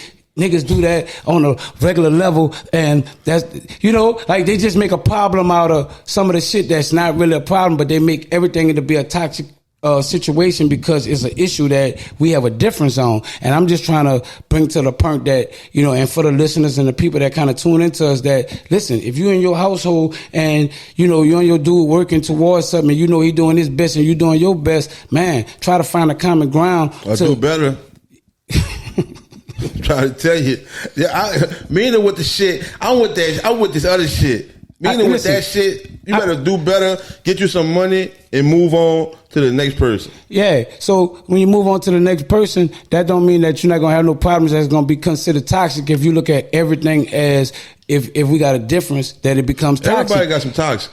Listen, it don't have to be toxic because we got differences, bro. Listen, I have differences in my household. You toxic. Like, I'm not toxic, bro. Like, it's a love relationship. It's not toxic shit. I love my wife. I love my family. I love my kids. I don't like love everything. Don't mean not toxic. No, but I'm just saying the issues that we deal with, we find a way to actually deal with it on a level to make it where a level where it's like, fuck, man, like, you know, all right, I see that I got to bend a little bit. Indirectly, that's exactly what I'm saying. As somebody, we all got to bend. We both got to bend, bro. It's not a one person bending. No, I ain't saying that. I'm just saying it's because people bending. It's a both people. Listen, on any relationship level, we should bend. I don't give a fuck if he the richest nigga in the world. Just because he got money don't mean he can call every shot on your life because he got all the money. Yeah. No, that's not true, bro. That becomes toxic too, because now it becomes. That's my point. Everybody toxic. Yeah. Everybody toxic, man. No, see, and that's the problem that we having in the black community, bro, because every fucking thing that we do becomes a toxic situation. And I'm trying to break the barrier of us feeling like every problem that we have got to be toxic toward. Who's saying it? Like, there's people. People. The internet. Man, they talking. They on that bitch. That nigga ain't put the toilet seat down. I can't do it no more, girl. I'm tired of this nigga. You know what I'm saying? He got to get out. You know what I'm saying? The next time I go sit on the toilet and fall and my ass hit that water, he out. That's not what niggas do. That's over. Niggas piss on the seat. Right, but we can't. Listen, I said in nothing but wet. That's what the bitch saying. Like, you know what I'm saying? I said my whole ass got wet fucking with him because this nigga Look before you sit down and wipe the toilet. I gotta listen, bro. There are rules to how we move as men. There are rules of how I think we got roles to play, and I think that somewhere in our community, I probably forgot to wipe that bitch. That time, but it becomes a habit. I probably forgot to wipe that every bitch time. You trifling, bro. I probably forgot to wipe that. Listen, bitch, you trifling, brother. You trifling if that becomes a habit of like how you do. If you're a nigga that leave clothes hanging around all the time, you keep the pot on the stove to the next day. You toxic. You forgot to do it's that. Not that she's toxic. I know. I'm just saying. But if she keep doing it and it becomes a problem, that's a conversation that we should have where we can get some understanding on. B, have you not burned the beans, scorched the beans the last 3 times? Have you not scorched them beans the last 3 times? We need to work on it. I love beans. My mama cooked beans. She gave you the recipe. You know how to cook the beans. Why you keep leaving the bitch on longer than it should be? Tell your mama cook your fucking beans. That's how I'm just. My mama did. No, I'm just saying that's how motherfuckers be. But tell your mama. Right. I mean, it can go there, but listen, it takes. Listen, a man's supposed to create the order in his household. So as the leading role, we got to get to a level like, listen. Sometimes it take talking repetitively to kind of get a person to understand where you're coming from, because it might, sometimes the defense is up. Sometimes the guards is up, because judging off my last relationship, I always had to put my guards up. So in the situation, I only know how to protect my feelings. So when I'm protecting my feelings, I'm looking like, this all new to me with you, but at the end of the day, that's why I'm putting my guards up, because I don't want to get punched down or get beat up with words the same way I got messed over with Joe Blow, who I messed with last time. So if a guy can detect that listen, you just really not hearing me. So at the end of the day, I got to find a different tactic, because sometimes there's different ways that you got to come at a person. Sometimes you can't come at a person in the middle of the argument trying to tell them what they didn't do or did do. Sometimes you got to catch them when we all cool, we having a good time. You got to be like, babe, stop scorching them beans. I don't scorch the beans. You do scorch the beans. The last 3 times you did scorch the beans. Can we agree that you scorched the beans the last 3 times? Well, yeah, right. That brings a fucking memory to her mind of being like, yeah, the last 3 times I did scorch the beans, so evidently I got to pay more attention to that. Like, that bothered me. I love beans, and every time I go to eat the beans, them bitches scorched and they fucked up. So, like, work on that, like, you know what I'm saying? And it just come the way that you present it. You know what I'm saying? So I'm just saying that we got to work on our level of communication amongst each other, bro, to build this black family the way that we supposed to build it, bro. You know what I'm saying? We can't just keep saying that every difference we got is toxic because we have a disagreement. Everybody have a disagreement. And that's the only reason why I brought up other nationalities or races of people, because I'm like, I'm quite sure they have the same differences that we have, but some kind of way they find a way to work through it. And we got to find the same way to do the same thing for our people, to keep our family united and keep the black family strong the way it's supposed to be, bro. Because we had a losing rate if we're gonna keep breaking up families, having our kids being raised without the dad in the house because over petty shit that people call toxic because we have a disagreement. That's a real fucking subject that we need to talk about. Nigga deal with what they want to deal with, dog. Nigga don't gotta force nothing to be with nobody for no family, bro. Nigga deal with what they want to deal with. Now this is something I can talk about. Bro. I once again, bro, I don't live my life as that political correct shit, dog. And I'm never getting on this bitch going against how I live my life. Nigga don't gotta work on shit, dog. If a nigga disagree with something and you don't want to settle for that, man, nigga gotta move around. And that's what I'm gonna do every single time, no matter who the relationship is. So is it kids? I got kids with them or not? Right. Is it a point that you get in your life with age, right? That you look at life like to a level like, damn, dude, like I lost, blah, blah, blah, like this didn't work, this didn't work. Is it any time? Listen what I'm saying. Do you ever reflect on a level of being a person that be like, damn, the last 6 relationships I had, you know what I'm saying, they ended because of the way I looked at it or the way I dealt with it. The cause then... Is it any way that we need to change? Is there anything you need to change? Nah, they ain't gotta change the motherfucking thing. The cause probably just wasn't done like that for you, dog. You know what I'm saying? Like, nigga don't gotta say, dog, relationship, it's the right way to go, bro, just because a nigga in a relationship. That might be the right way for you, dog. I agree. I'm not saying that a relationship for everybody, bro. I'm just saying people that want a relationship. I'm speaking on the level of people that's saying, I want a relationship. Because they got people that don't want it, and that's cool too. If that's what you don't want, and that's cool. But if it's a person that's saying, man, I really want a relationship, but they ain't nothing working, they ain't got no good, If you really, but that's to your point. If you really want one, then you got to settle for someone you got to bend. If you don't, then you don't. Right. I'm agreeing on that, but I'm only speaking from the perspective of people that's saying, everything is toxic because we had a disagreement, but they want a relationship. So I want to be more clearer on maybe what my point is. My point is more about the people that want a family. Like, damn, dude, I really wanted to be in the house with my wife, but your girl was tripping. What she was tripping over? Dog, as men, we talk like, damn, dog, you don't think that you was kind of wrong with that? No, man, that's just who I am. That's who I am. The bitch got to get with it. If she can't get with it, you know what I'm saying? She got to go. That's your preference. Ain't nothing wrong with that. Right. But then you talking about you lonely at home, and you want somebody to cuddle with, and then you become a settler too, to a degree of settling for a bitch that's like not on the level of what you should have just because she agree with everything that you say. That don't make it. That might be your happiness, bro. Like that's the thing, dog. Nigga can't keep judging what somebody else should do with their relationship or speak on somebody else's relationship because how they move in their relationship. No, I'm meaning off the complaints of what you want. Like, nigga come to you and say, dog, I really want what you got, bro. I think you got a good thing, man. I don't know how you work that out. Nigga just ain't found that yet, bro. Not that he got to settle or he got to bend. Nigga ain't find it yet. So you just think that it's been through 10 relationships. So through growing up, through growing as a man, you feel like growing as a man, you ain't gotta settle for nothing, dog. You ain't gotta force yourself in a relationship, dog. That's some shit that nigga forcing a relationship on a nigga. You don't have to be in a relationship. That ain't no shit I'm saying that if you gotta be in. Yeah, I think you're losing the point of what I'm saying. You keep saying you get old. If you want it, I'm saying if you want it. I'm just saying if you want it. That's what you should want. No, I ain't saying that's what you should want. I say if you want it, bro. I never say, because I already agreed that if you don't want it, you don't want it. If you want it, you would have been bent. If you want it, you would have been bent. Yeah, but some people don't see that they should bend because they feel like, I shouldn't have to bend. Oh, that's just who I am, and people got to accept me for who I am. And besides growing to a level of like, damn, dog, I played that wrong, and with the woman or with the man, because I ain't speaking on just the man side or just the woman side. I'm speaking on a relationship side. If you speaking facts on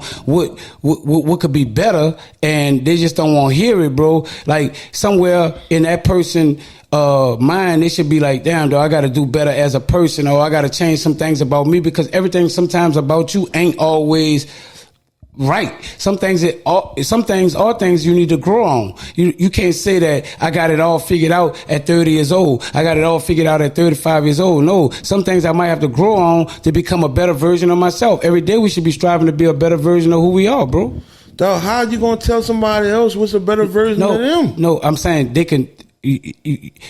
I'm clearly understanding what you're saying. I'm just saying, a person that want a relationship, or a person that want to build a relationship, that's the person that I'm speaking for. I'm not speaking for the person that's saying I don't give a fuck about it. How many times you gonna say that? I'm saying the same thing, dog, about what you saying. I'm saying the same thing every time about what you saying, because you saying the same thing every time. Man, dog, if a nigga want a relationship, they will be in one, dog. All you got to do is bend a little bit, like you said. I'm saying equally, like both sides. I'm not saying that the man should just do it. I'm saying both parties should be able to bend a little bit to make anything work, because the way that you look at life, the people you probably keep meeting, and you bending and they ain't bending. That's why you probably keep being in relationships, because you keep bending and then this motherfucker ain't bending. So you know what? Fuck a relationship. Motherfuckers have excitement and joy not being in a relationship the same way a motherfucker is being in a relationship, and sometimes better. Right. Niggas play that role, man. Nigga relationship be fucked up. And try to down another nigga because that seemed like the right thing to do, being in a relationship, and nigga shit be fucked up. I'm living a time of my life. I ain't in no relationship. Right. Another motherfucker in a relationship talking about bending and all this other shit, and nigga shit fucked up. Right. If it is fucked up, then that's false. I'm only speaking from the real side of people making shit work, and I'm just saying for the sake of building a family, if that's what you want, only if that's what you want, that we gotta compromise like certain things about how we move on certain levels if it's beneficial to making the relationship work for the betterness of the relationship as a whole. Like it ain't just my way, it ain't just her way. It's we both been into a level of like what we may be wanting wanting to do or not wanting to do, but we do it because it makes our family cycle work, and that's what we both want. So I'm just only talking about people that saying that they want a family and want to work on a family. I'm saying in a mix of that, if that's what you want, then we got to learn how to work with each other. We can't claim everything as being toxic because only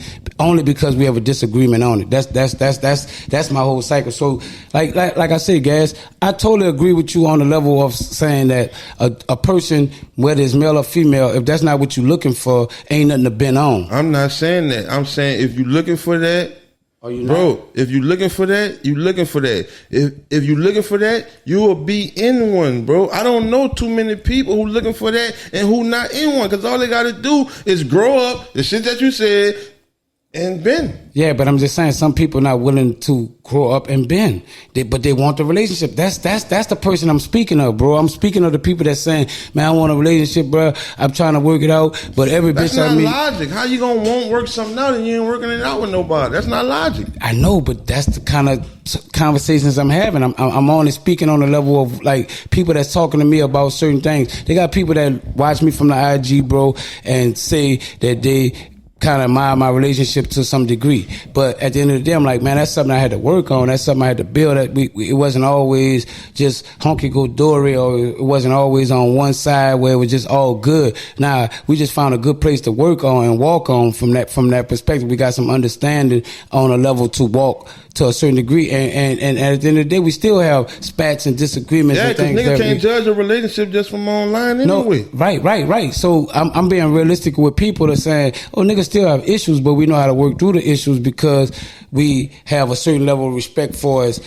The other person on how we move. So according to that, that's what make it work at the end of the day. Not saying that we don't have no problem, but just saying that through the problems that we do have, we communicate to a level where it's respectful, where we both can get the other person's side of it and feel where that person coming from to kind of say, okay, I understand you. I'm gonna work on that. And we build from there. Like everybody don't Some have. people have been in a relationship, bro, and you be doing everything in your power and shit still be going left. And you'll think a motherfucker so happy and a motherfucker so miserable, and you giving it your all.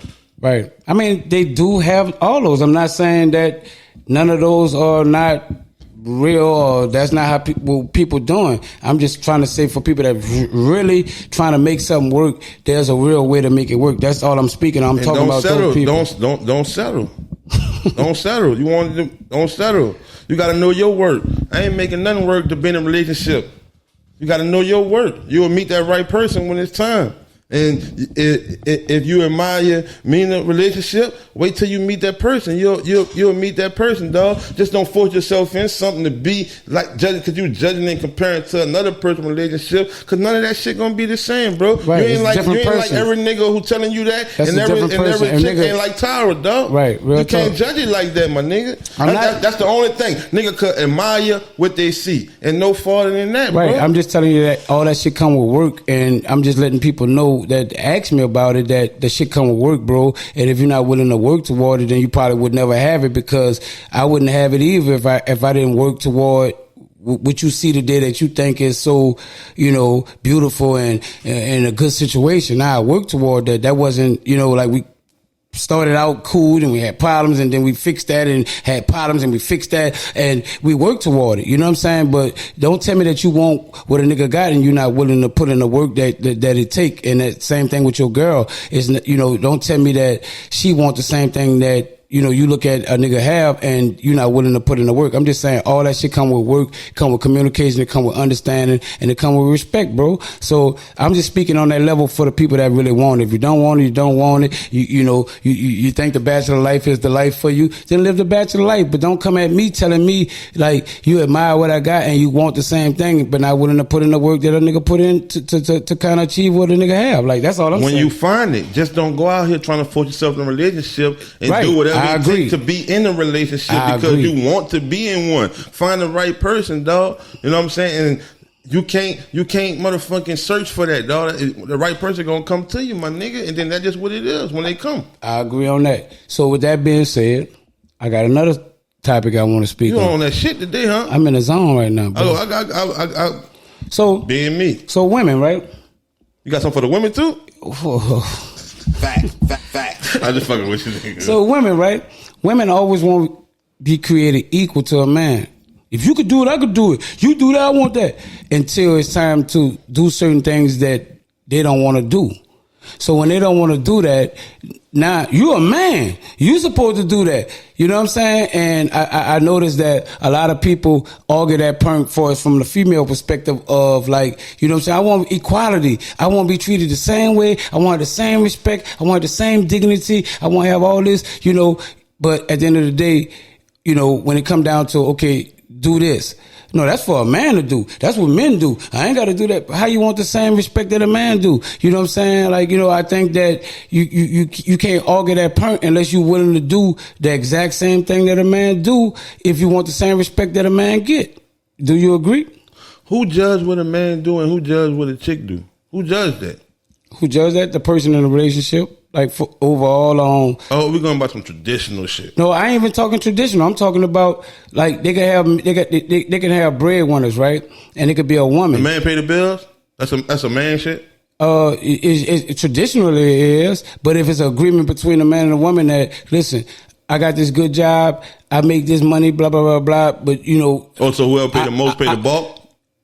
I'm just saying if you can afford to do it. No, I'm asking whoever make the most pay the bulk. I wouldn't say that either. I'm saying that's traditional. No, then. I'm saying agreement on the level of like, listen, I'm gonna take care of blah blah blah. You take care of whatever. They got some. A nigga will lay up there and take damn near they fucking whole check for the whole month to do man shit. When the female make way more than you. She don't want to take them responsibilities. They got some females, dog, if you get 4 checks a month and 3 of them bitches got to go on the bills and one of them to parlay with, and she doing a little knick-knack shit, she'll let you do that shit until she die.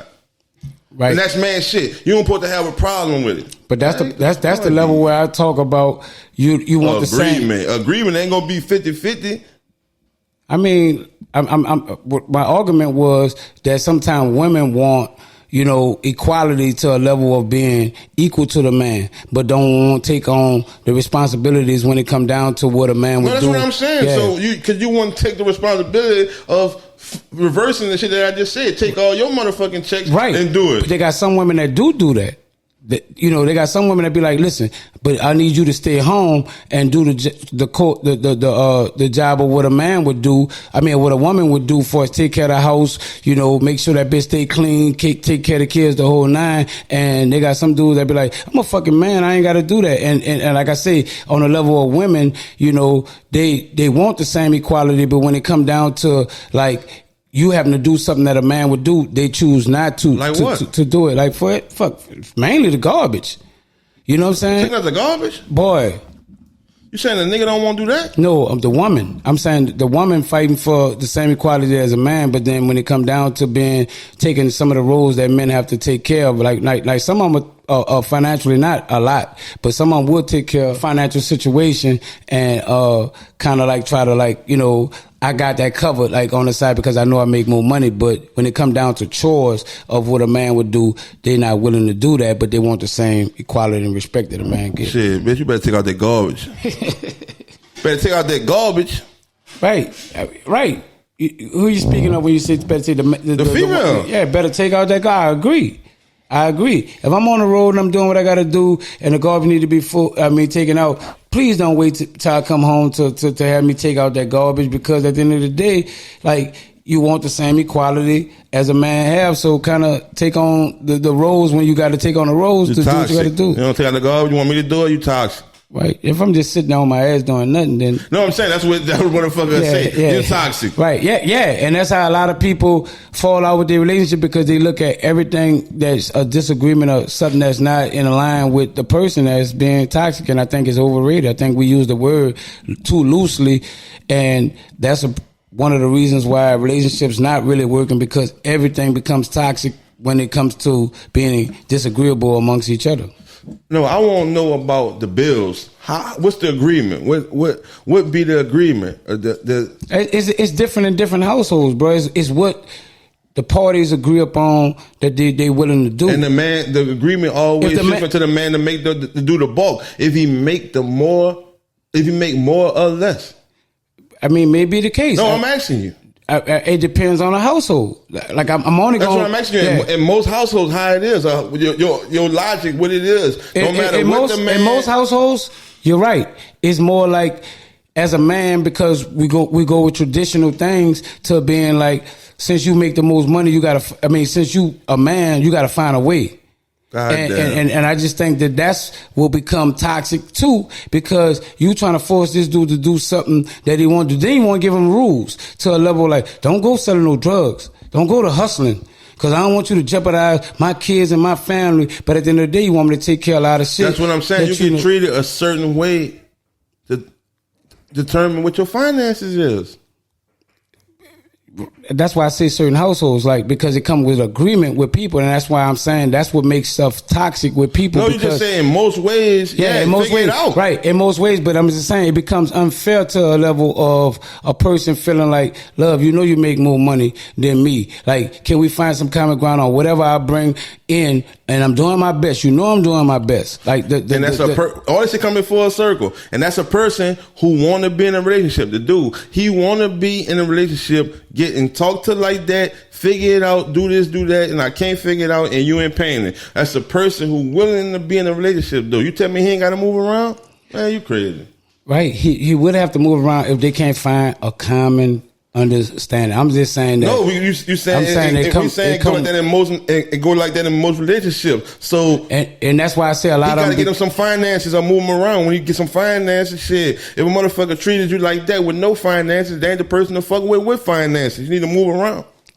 Break that down again. You said that kind of fast. If that's a person who's saying you got to figure it out, right. You should, you got to move around, right? Because she can't fuck with you the way you want to be fucking with, because you lack finances, right?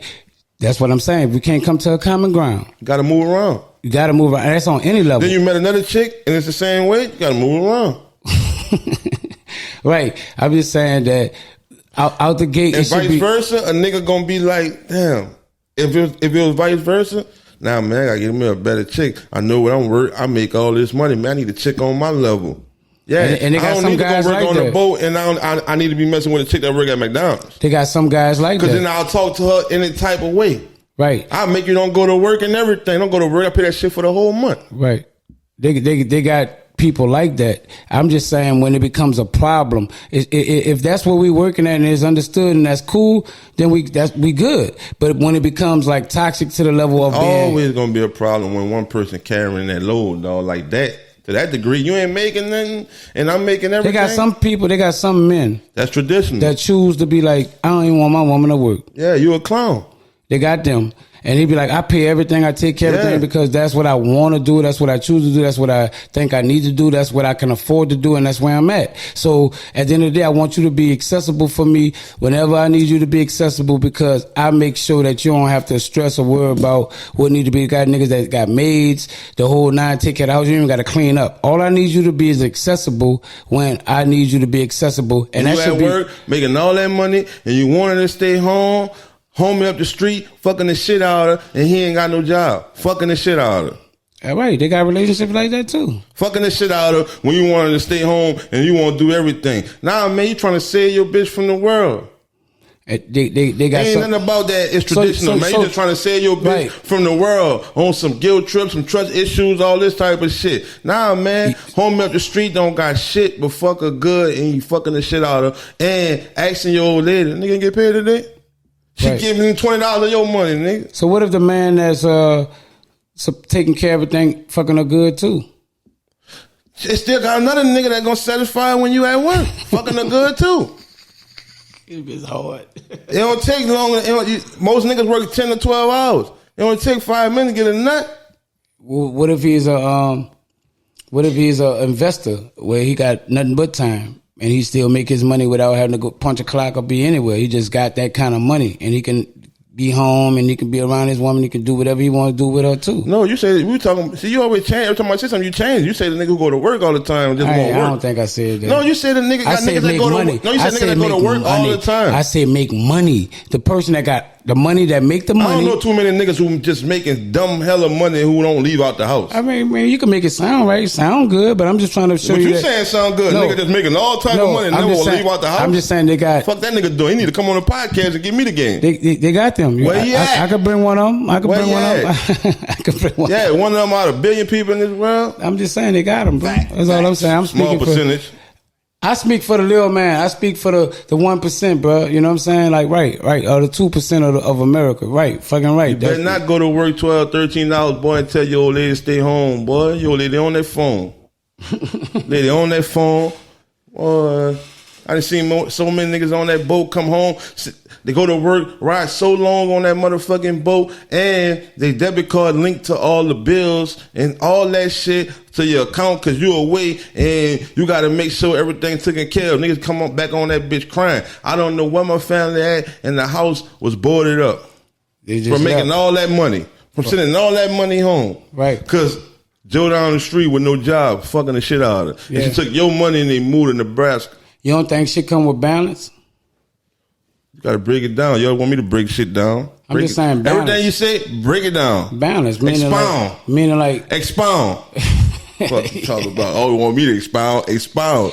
I'm talking about balance. You ain't setting me up. I figured you out. You ain't setting me up. Expound. I'm talking about balance, brother. Expound on balance. Balance, like meaning like you gotta make time for everything. You gotta make time for your family just like you make time to make money. You know, and find balance in it to a level where it balances your family out where everybody is being taken care of the proper way for as the level that you can afford to do it on. You want a busy nigga that got money, or you want a broke nigga that's at home all day? That's the balance. That's unbalanced. I know. That's what I'm trying to tell you. So, that's either what you get. No, that's why I say find balance. Like, we got to find balance, brother. We got to find balance, and balance, like, help equal, you know, you're a Virgo, right? I don't believe in all that shit, but yeah. Yeah, but I didn't want to say that because Virgo ain't mean what I meant. I meant Libra, a scale. I fucked up. I fucked up on that one. Why you fucked up? Expound.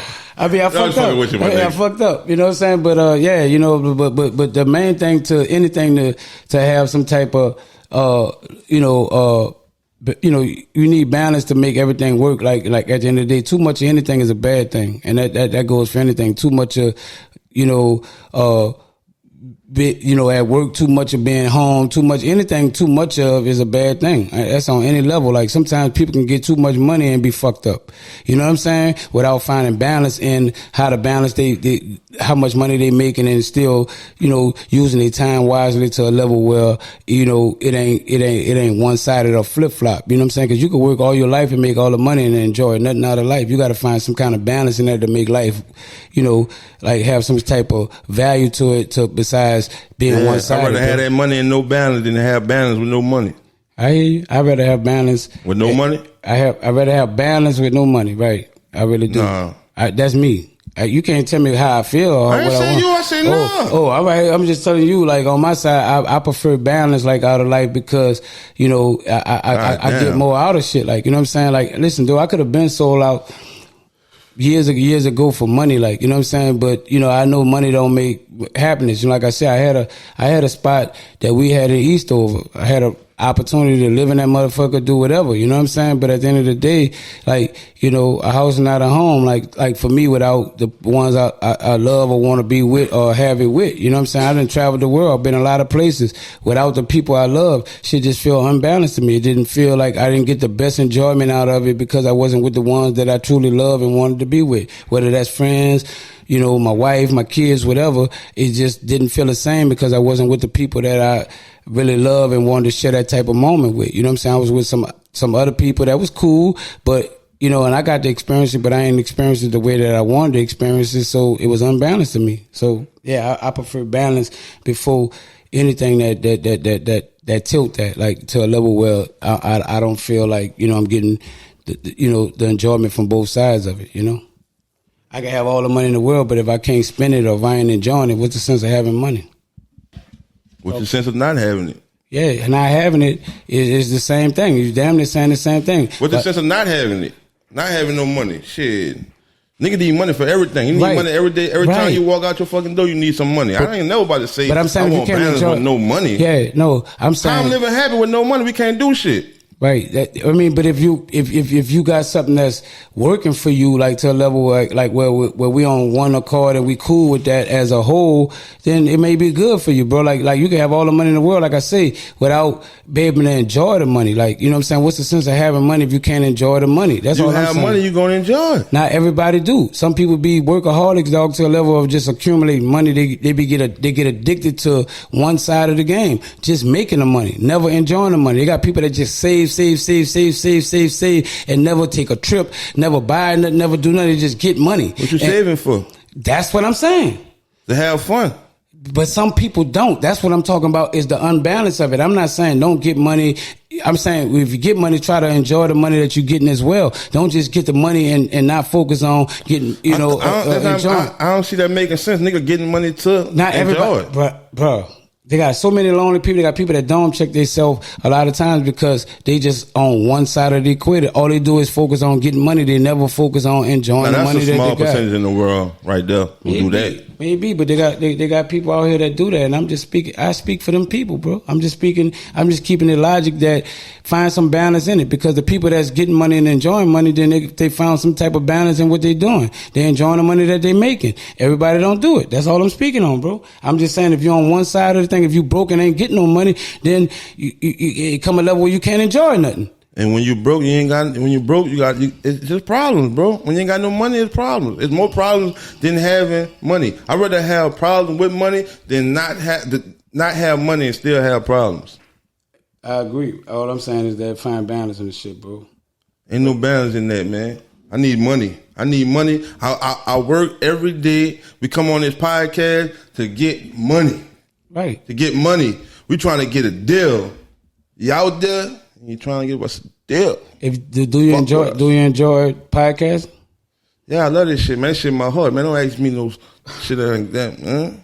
Thank y'all, people. You answered everything I needed for him to answer. Hey, cause go into it. Not real shit. Talk that shit. That's all I want. I want to be an entrepreneur, bro, and work for myself, dog. That's what I want to do. And most people who go to work, that person who you working for, you just supporting their dream. I agree. Why I shouldn't get money myself instead of just trying to go to work for somebody else and get them money? I agree. I should want to get the money on my own. Right. I'm not going to work to be a slave to have balance, dog. Nah, man, I'll do everything I do. I wouldn't do nothing towards getting money if I wanted to be a motherfucker with no money and balance. I'm not saying that's directly just balance, bro. I'm just saying that if you're getting money, learn to enjoy the money that you're getting. Don't be one-sided that you just so focused on getting money that you never enjoy it. That's my point that I'm making. I'm never saying, and I did say that they have people that get money that know how to enjoy the money that they got. I ain't heard you say that part. I did say that. That's mean you ain't listening to me. So I did say that. And when this podcast runs, you're going to see that I did say that. I said, I think that people should get money and enjoy money, because I say it becomes unbalanced when people just focus on getting money and never get to enjoy the money that they got. That's what I said, brother. So you just saying the same thing that I said. Man. Never saying the same thing this nigga Man, saying. you said the exact same Never thing that I saying just said. You said the exact same. Listen, bro, they got a lot of bullshit going on right now, you know, and in the world. So that's why we got so much to talk about. Listen, the corruption in politics, bro, is going to the next level. Run your shit, my nigga. The corruption. I'm gonna say this clearly. Let me fix this mic. Y'all hear me clearly? The corruption in the They gonna call you bishop pastor, Listen, politician. Call me a politician. The corruption in politics is at an all-time high right now. It's been crazy in the world, right? Tina gonna slap the shit out you. Watch, I'm telling you. Go ahead. And she might do, but they got repercussions to that smack. Anybody can come up to me and smack me. I'm not saying you can't do it. Fuck. I'm just saying when you do it, just know they got some other shit that come always with. doing something, man. Fuck Tina. I'm trying to defend you. I keep trying to defend you. And you know, Tina, I keep trying to defend you on the No Rap Cap podcast. Making my job hard, Tina. There's corruption. You sound like a politician too. In politics right now, brother. You know what I'm saying? So Then he fold. That's how they be too, like that. Wait, let me do it. Gas. Man, this nigga. Gas. Fact. There's corruption in politics going on right now. Man. Listen, bro. And I don't like to talk too much about the local shit. I like to talk about what's going on in the world. But we know corruption go around the world. Get to it. This ain't nothing new. But man. Get to it. The shit that's going on with our mayor in the city of New Orleans right now is beyond me, bro. That's the proper words, right? Beyond me. You know? Now, over the top. They got, and I'm gonna say allegedly. There's a rumor, and it's allegedly that the mayor is having an affair with one of the detectives, and I know him. And some of the shit that came out, I was going against it. I said, I know that brother. That brother been. He don't rock like that. He was the type of dude that brushes his hair sideways. Oh, he old or school. to the back. He old school. he was like, you know. My uncle used to do that and drink hot big sideways, shots. got the little part. Yeah, sideways waves. I guarantee he drank hot big shots. He might do. But so he in my age bracket, you know, good friend of mine, bro. And I was just surprised that, you know, because I went against it. I was like, no, indeed. Boy ain't rocking like that. That boy on that type of level. I know what kind of female. Really on that level. Boy, I saw the footage. Facts. I saw the footage. I was like, fuck. What could I say? You know what I'm saying? The footage got brought to me, nigga DMing me like. So who cheated? Him or Titi? Both. Oh, Titi married?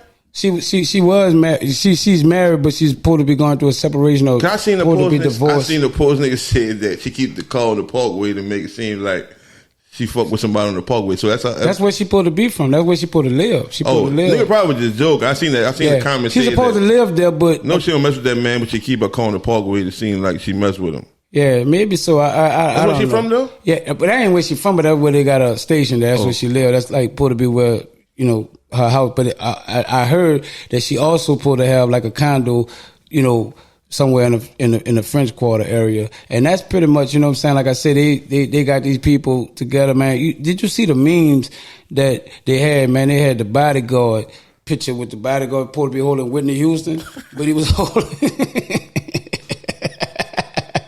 And I'm like, so when I first came across that, I was like, nah, bro. How they be getting busted, I'm like, bro?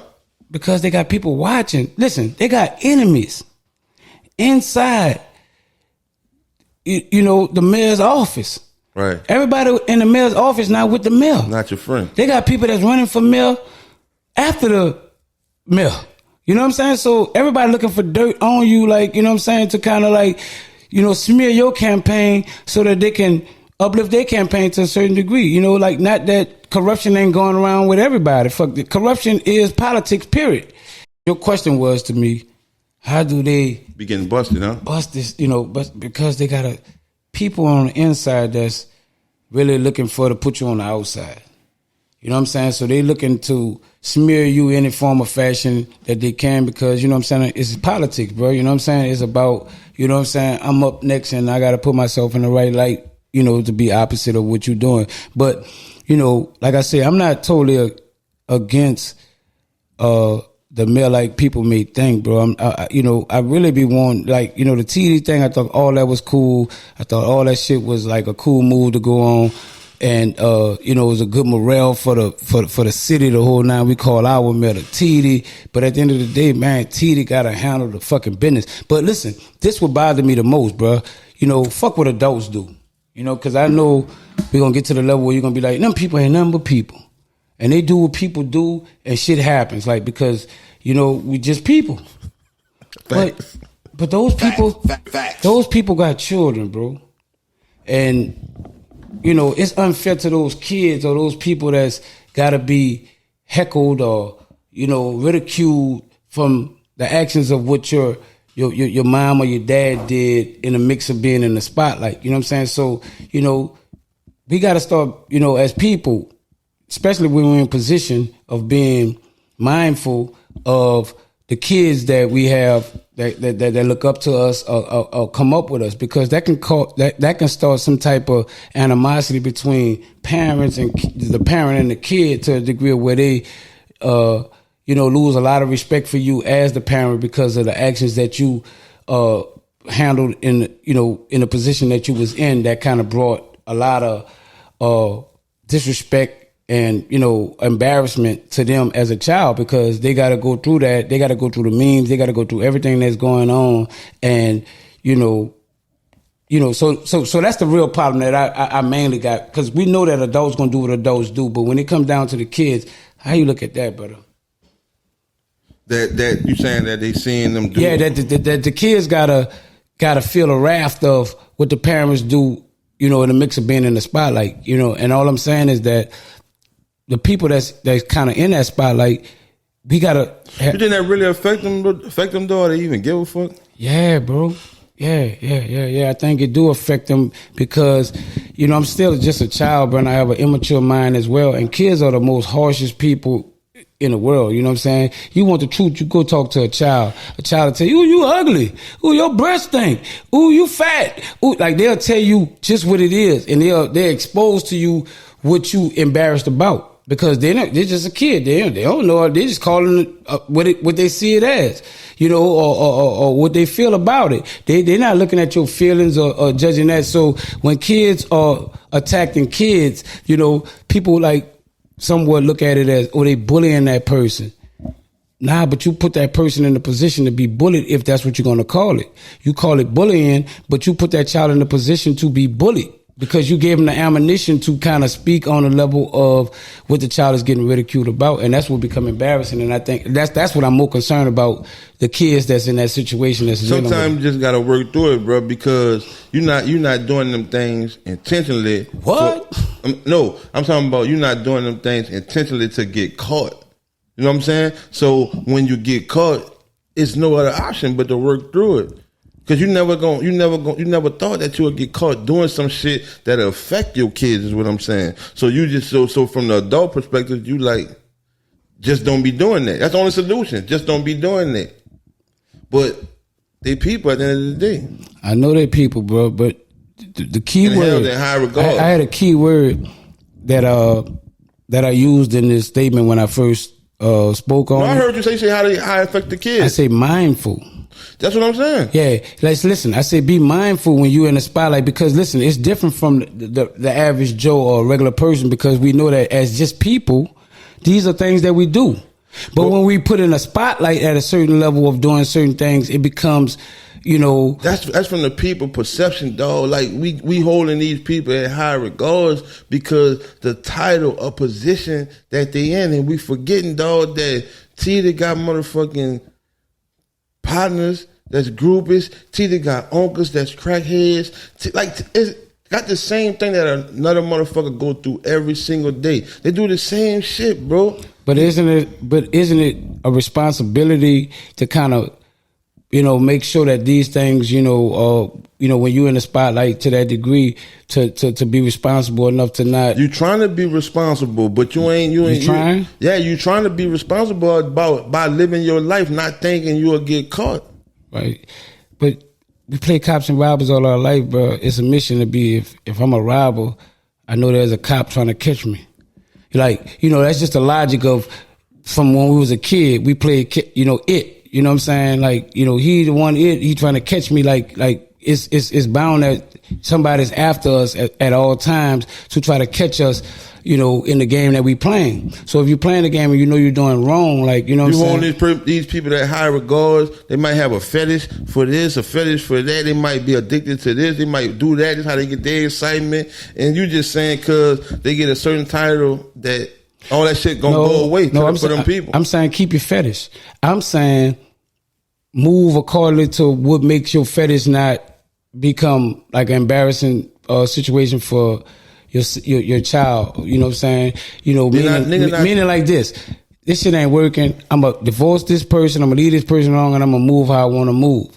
Like, you know, accordingly to I got a right to do these things. People get titles and people just think they become geniuses, bro. No, I just think that you got to be responsible within. It's just like a job you hold on any level. We all are humans in the positions that we hold, but we are held at a certain kind of responsibility level that we got to conduct ourselves a certain way because of the position that we hold. And they still do slick shit that you don't know about. It just ain't get caught yet. They still people. Yeah. Like, all I'm just saying, dog.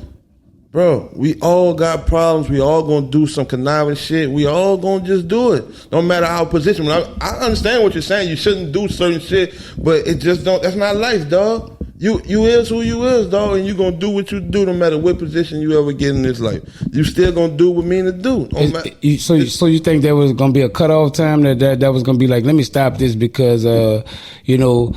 It's getting to a level. Always be like that. So you don't think with all the niggas doing life saying that was my last trip and they meant it. Right. But you know when the heat on you, it's almost like I sell drugs. I'm hustling a certain kind of way, and I know the feds on me. I know they watching me. Still go do it. Nigga just act like they get smarter and they still get caught. All right. So boy, you a smart nigga, bro. No, I'm saying no. You come with the real shit. Listen, boy, you sharp. I'm just gonna be honest. You don't play. Like, I don't give a fuck what I come with, how I break it down, put the kids in it, put your mom on the deathbed. Man, some kind of way you gonna be like, that's just your mama. She was supposed to die. She was gonna die anyway. You probably supposed to stop living your life because your mom was gonna die. Boy, you cold. I gotta sharpen my skill. I gotta sharpen my pencil. Listen, I thought I had a number 2, but boy, I gotta sharpen my pencil, bro, because at the end of the day, you ain't, bro, that's why I love Gas, bro. Gas ain't the easiest nigga to talk to. That motherfucker gonna come with some shit to be like, that's what it, and then he be having logic behind it. It ain't like you can deny, I give you an example. It is what it is. And I be looking like, I be almost stuck. I be almost stuck, but then I find some kind of way to be like, come on, no, Gas. Like, let's keep it real. Wrong is wrong and right is right. That's where I'm at right now. Wrong is wrong and right is right. I never debating if it's wrong or right. Right. So I'm just trying to say, when you're wrong, right? And when you're right?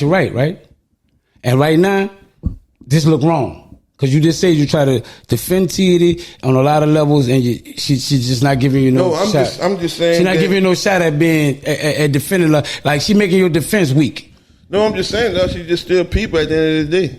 That's basically it, bro. Like, a job title don't make you another person when you're saying it should, but it should to the people. But them same people get in the same position and they'll do the same thing. Not everybody. Not everybody getting in that position and getting caught with scandal after issue after, From the top to the bottom, whatever good A1 person we ever had. They're not A1, but it's the multitude. They probably do shit that you don't even know about. Right, but Oh, boy had money in the freezer. We shouldn't find out about it. Oh, boy had money in the freezer. You would have never thought he was going to do that. Who that was? The last dude, huh? Who, Nagin? No, Nagin was giving everybody. See, that's another one. Mayor Ray Nagin, he was taking care of his people. So he was wrong about that. That's what he's supposed to do. That's the politics of the game. Listen, I'm going to help you get in office. Listen, I said politics is corrupt. Directly, I already said that out the gate. What you debating about? No, but I'm saying, like, listen, dog. What Ray Nagin did or whatever, it didn't like embarrass the kids to the level of what I think that the kids getting embarrassed right now. Listen, nigga, I try to smuggle some money for to feed you, your mama, your grandma. So that's right. It ain't right. I ain't never say it was right. I just said the humility of what you getting from it that falls on the kid could be more embarrassing than others. Like my daddy did something. He stole some money. He was wrong for that. He go to jail. But I'm talking about scandal after issue after whatever. That's what make it become like, come on, bro. Like I say, even with you talking about it, you even came on when we first got onto this politics and corruption. Like, man, I'm trying to defend you, but damn, you're making it hard for me. No, just bullshit. That was just something good to say. But that's the truth. No, that was just something good to say. But it is the truth. Nah, I'm just saying my point of view. I really don't. You defend everything. If my point of view is falling in the category of defending, then that's just what it is. You in a it's defense. Not intentionally. I'm just giving you my point of view. Your point of view is defense. I'm just saying, Gab, I'm calling a spade a spade. No, I'm saying that's good for TV. You say, but that ain't why I'm saying. You say I've been trying to defend you. Yeah, I said. But you're making it hard. I was saying that because it sounds good. Oh, so you say shit that sound good too? No, right there, and I tell you when I do it. That what you said? Yeah, I'm saying it right now. Saying it not because you're back against the wall. So it sound good. What I'm saying is I'm still just stating my point. But if my point lay under the category of is defending Tita, then I can't help that. It is what it is, right? My point is my point. Hey, listen, look. No, real shit. No, talk it. When I say that I want to be an entrepreneur, and most people do, but like most people not gonna put in the work most people not gonna put in the work.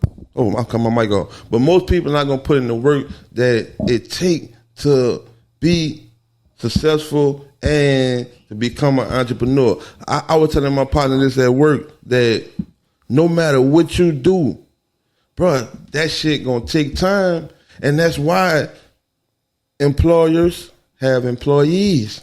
True. You know what I'm saying? So sometimes you gotta be an employee to become an employer. Right. You know what I'm saying? And that's hard for a motherfucker to do, bro. We come to this bitch 2-3 times a week sometimes.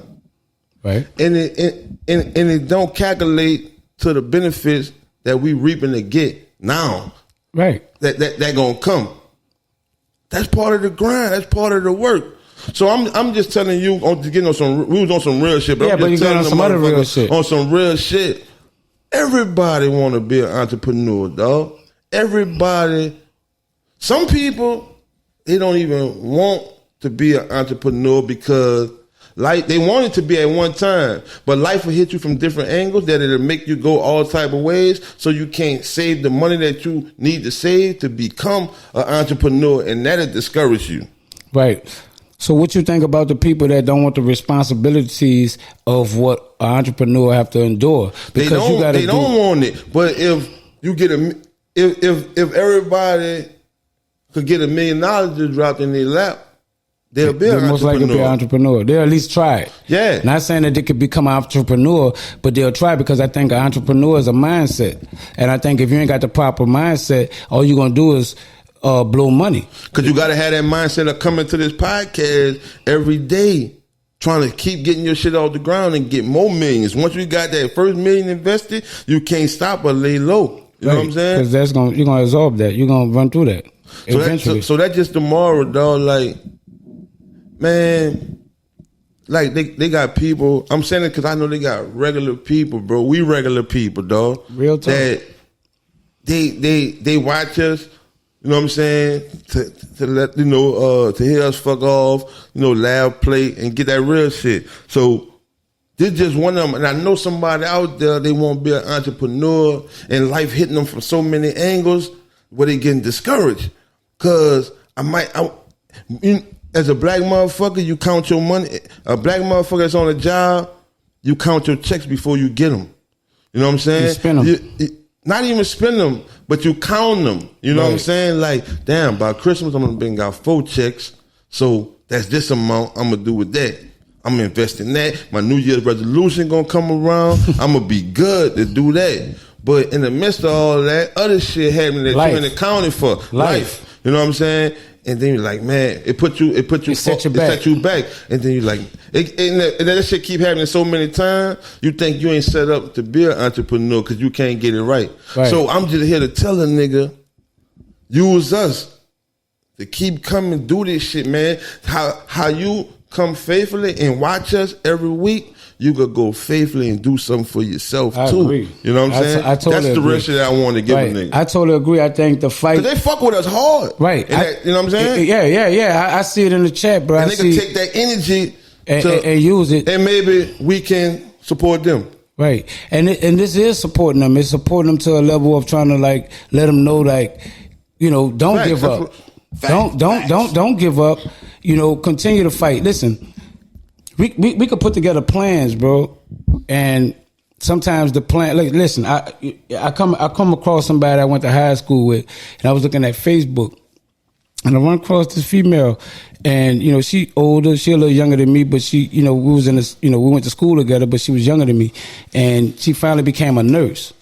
You know what I'm saying? She was like, man, so she was giving her little story, her little testimony to the degree of like, man, I went to school, I had to drop out of college, I had a baby, I had to blah, blah, blah, blah, blah, I had to do this, I got married, you know, I wound up having to work a job, you know, at the end of the day, you know what I'm saying? I tried to still go to school, you know, but finally, you know, at 40-something years old, you know, I became a nurse.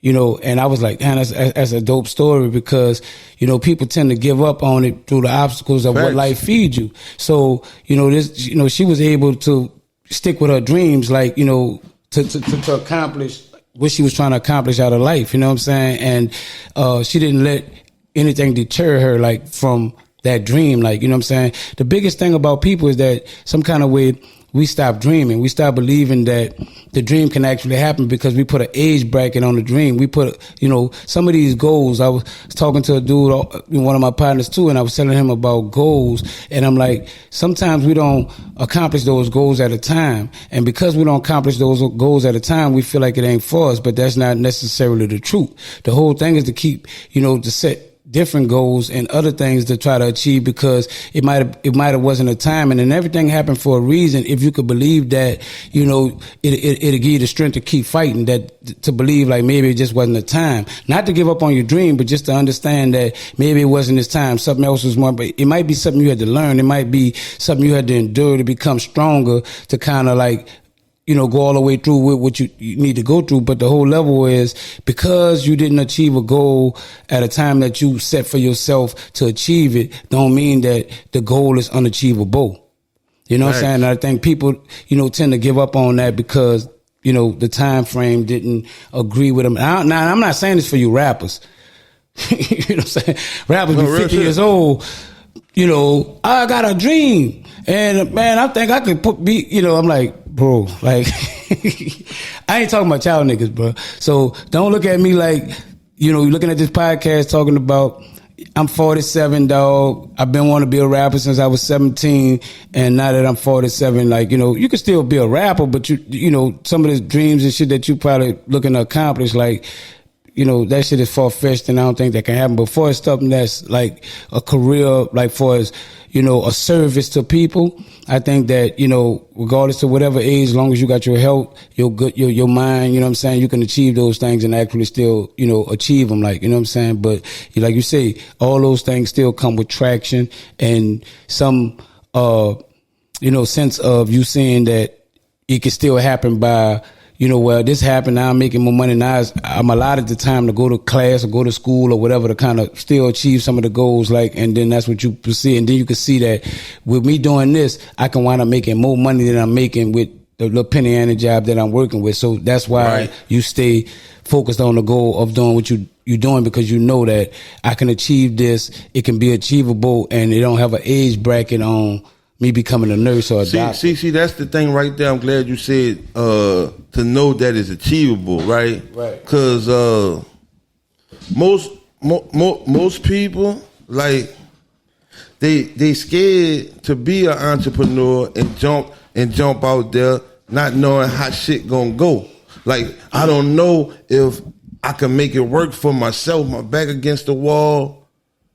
I don't know if I'm gonna be able to sell this. I don't know if people are gonna support me. So you scared to jump out there on your own. I quit this job, man. I got these bills ain't gonna stop. You know what I'm saying? So that's what they fear. But how could a nigga fear something that they don't know? Right. So it's backwards.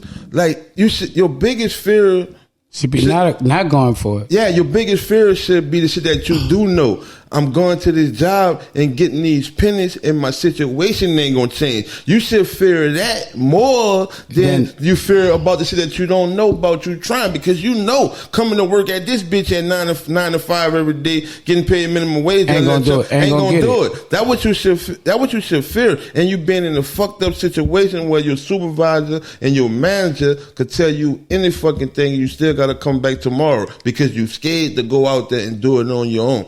That's what you should feel. That shit right there. Right. Reason why, brother, that a nigga take this entrepreneur shit serious, because nigga, like, we talk, my nigga, and you had your hard times where a nigga got let down. You know what I'm saying? I had my hard time where a nigga got let down, to where a nigga know one thing. Man, nigga mind not even set up for a nigga to come rescue them.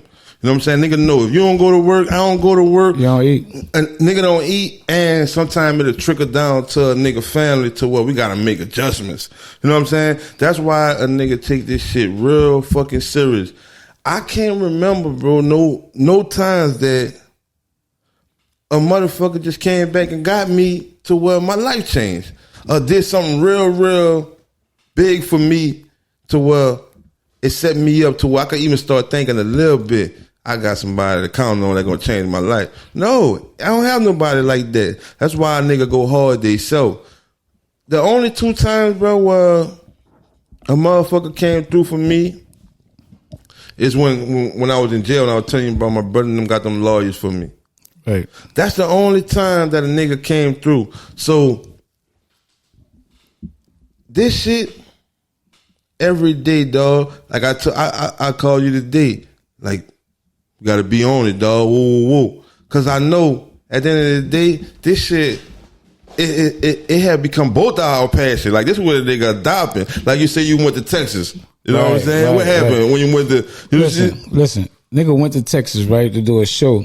So prior to going to the show, nigga was like, we was with, Kilo. So he was like, man, I want to bring y'all around to some other clubs because we're trying to do some other business out there besides the business that we had at hand.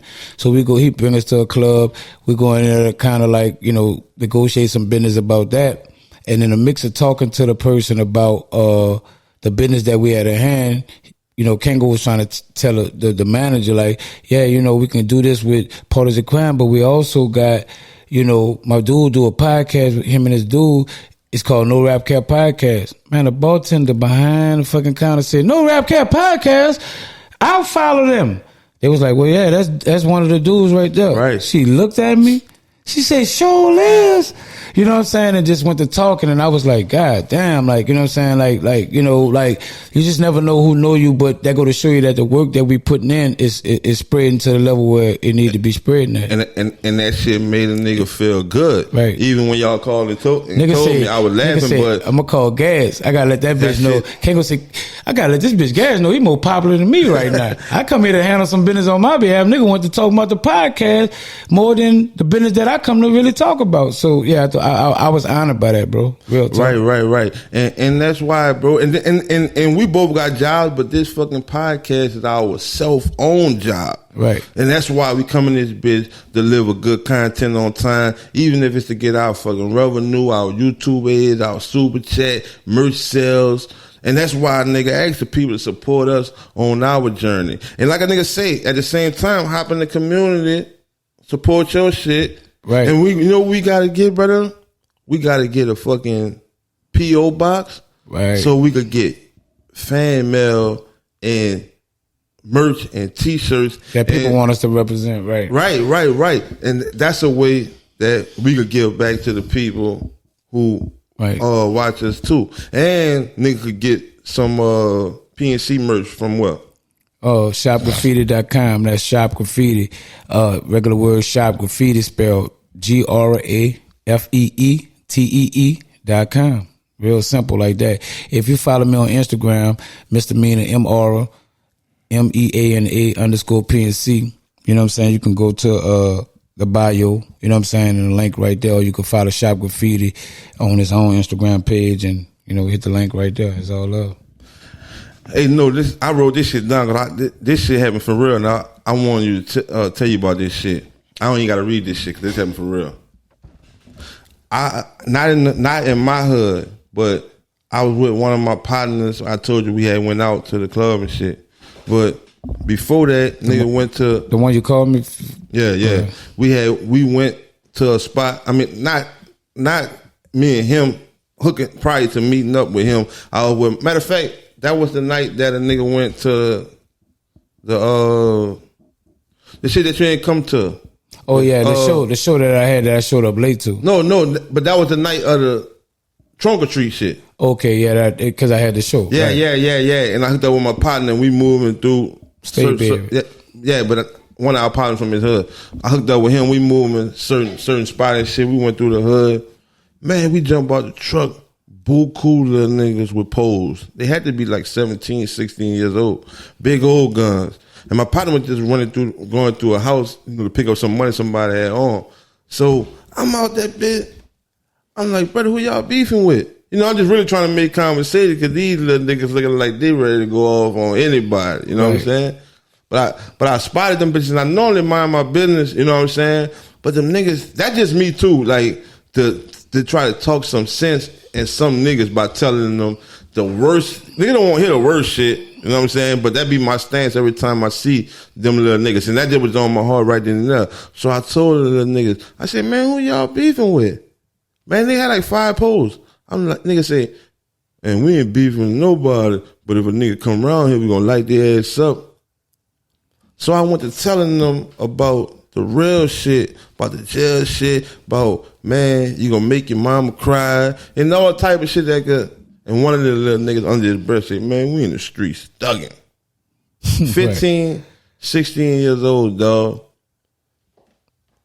And when I was riding home, dog, I was thinking about me. At that age? Yeah. Juvenile life. And, bro, when you go to jail, you going to make the best out of it. You know what I'm saying? This juvenile. But, dog, it was some scary fucking days on that walk, my nigga. Right. And I was just thinking, dog, I don't know who the fuck gave him them guns, but I know somebody gave it to him. And that's the real shit that we cover and a nigga gotta talk about. Stop doing that right there. Cause I don't know if you seen the little clip on Instagram, they had chicks that was 14, 15 years old, and they was busting the tools, just riding on the highway, just I saw that. Busting them bitches. Yeah, I saw that. They were looking for him. A nigga gotta stop giving little kids guns to do shit that they wouldn't do they motherfucking self. Right. And that's how a fucking unknown person, you don't even know us. We just coming in a regular neighborhood by my partner to get some bread, and these niggas clutching. Right. Where you think, that's what I'm telling you all this to ask you this. Where the fuck you think they gonna be at in a few years, a few more cars that pull up and they think it's really something and they fuck around and killing people? Dead or in jail, That's bro. the only way, brother. Like that's the options that you put in front of you with living that certain type of life, and feeling like I'm in the trenches, or feel like like you kind of create that as being the only options you got because that's what you're entertaining. I'd rather slow money than no money. You know what I'm saying? And some people like so addicted to fast money, bro, to where slow money feel like it's not even an option to them to even try to. Who you beefing with at 15 with all these fucking choppers?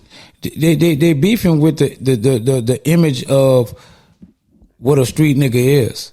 Like, you go to beefing with the perception of what people perceive gangster or what people perceive to be real. So that illusion that these young brothers live amongst is becoming their demise. That's what they're losing by. They're losing by the illusion of what they believe to be real, and it's not really real. So what I'm saying is, when you ask them who y'all beefing with, it was like nobody, but they looking for. What you? Yeah. But you're looking for somebody to be. You're looking for something to get off on. You know what I'm saying? Because that's going to solidify this block as don't fuck with us. They looking for that reputation. They looking for, yeah, if a nigga come around here, we gonna let them, like, y'all ain't beefing with nobody to come around here. But, you know, like you said, if the wrong person pull up that they assume is that person that's coming around there for whatever, it could have been you, guys. That's what's so sad. That's what I was thinking about. It could have been you because they could have looked at your image. Oh, he's street thugging, that nigga must be trying to rob us. What if they'd have walked up there without dude jumping out, you know, and just walked up on you sitting in the car? Oh, this nigga, who that nigga is? And just itching to get off. It could have happened because they're looking for a reason to use the gun because of the image that they want to portray as what's real or what's gangster, or the illusion that they, you know, consuming to the level of like, this was to make us real. That's not what make you real. What make you real is, you know, protecting yourself if you have to.